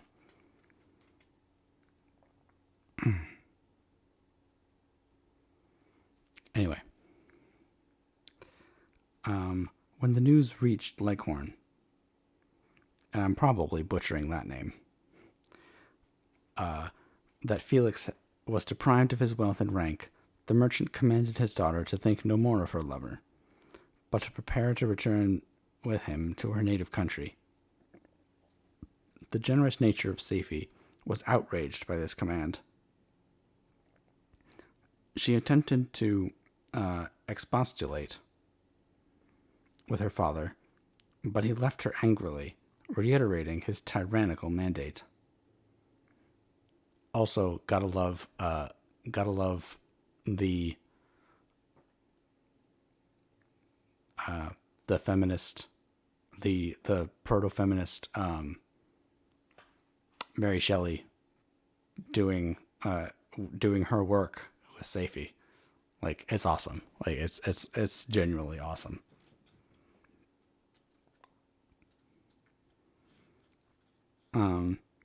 A few days after, the Turk entered his daughter's apartment and told her hastily that he had reason to believe that his residence at Leghorn had been divulged, and that he should speedily be delivered up to the French government. He had consequently hired a vessel to convey him to Constantinople, for which city he should sail in a few hours.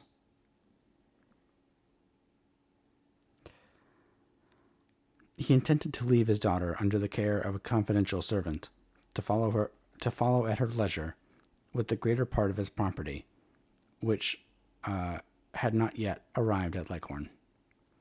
When alone, Safie resolved in her own mind the plan of conduct that it would become her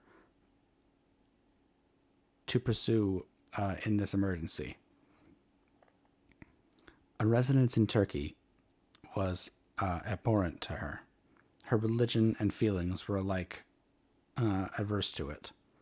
By some papers of her father's, which fell into her hands, she heard of the exile of her lover, and learnt the name of the spot where he then resided. She hesitated some time, but at length she formed her determination.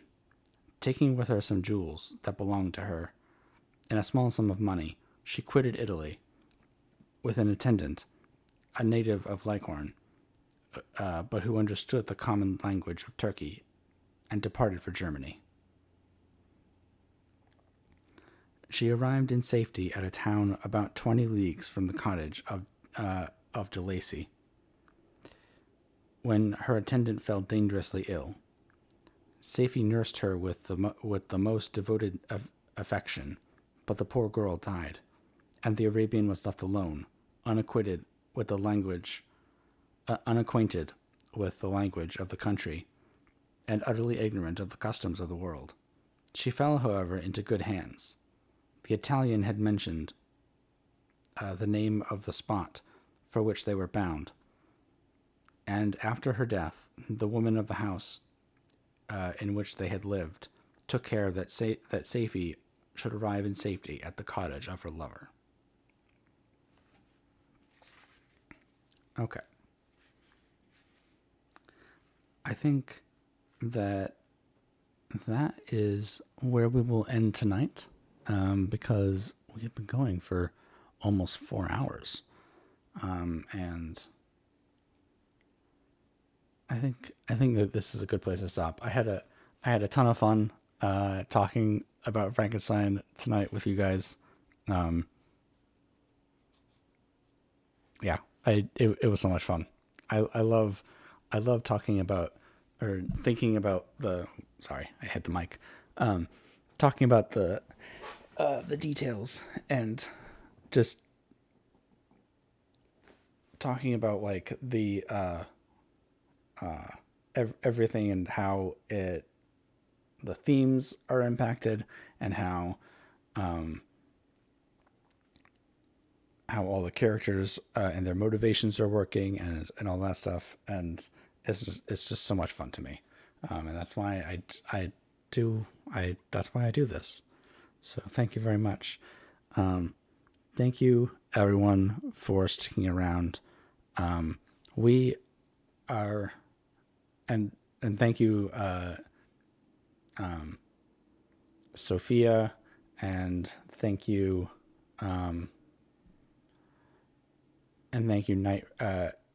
Night Rings for the raids. You were amazing. And thank you for sticking around, Chemtrails. It's it's been a great night. And we are going to be doing more. We're going to be doing more Frankenstein tomorrow. I'll be starting at around 6 p.m. PST. And then I will. Yeah, no problem. Thank you. Thank you very much. And then on Friday, we're going to be doing our literary smash or pass, where I tell you whether I would smash or pass characters from classic literature, which should be amazingly fun. And I hope that you guys have a wonderful rest of your evening. Thank you all for sticking around with me as I read Frankenstein to you, and I will see you guys tomorrow. But first, I will find us someone to raid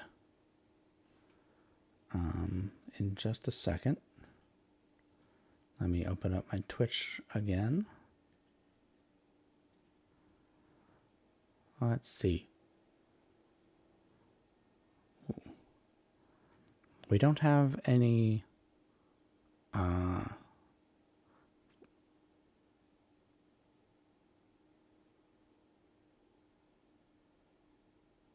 yeah, it's gonna be great. It's gonna be so fun. I love it. Um, we don't have very many options for raiding tonight.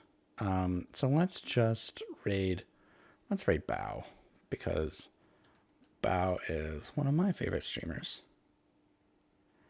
And she's playing Stray.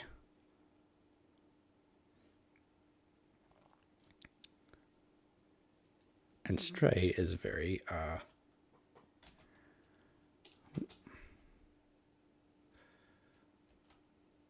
raid. Wow. Okay. Yeah. So thank you very much for sticking around. And I will see you guys tomorrow for more Frankenstein. Thanks. Bye.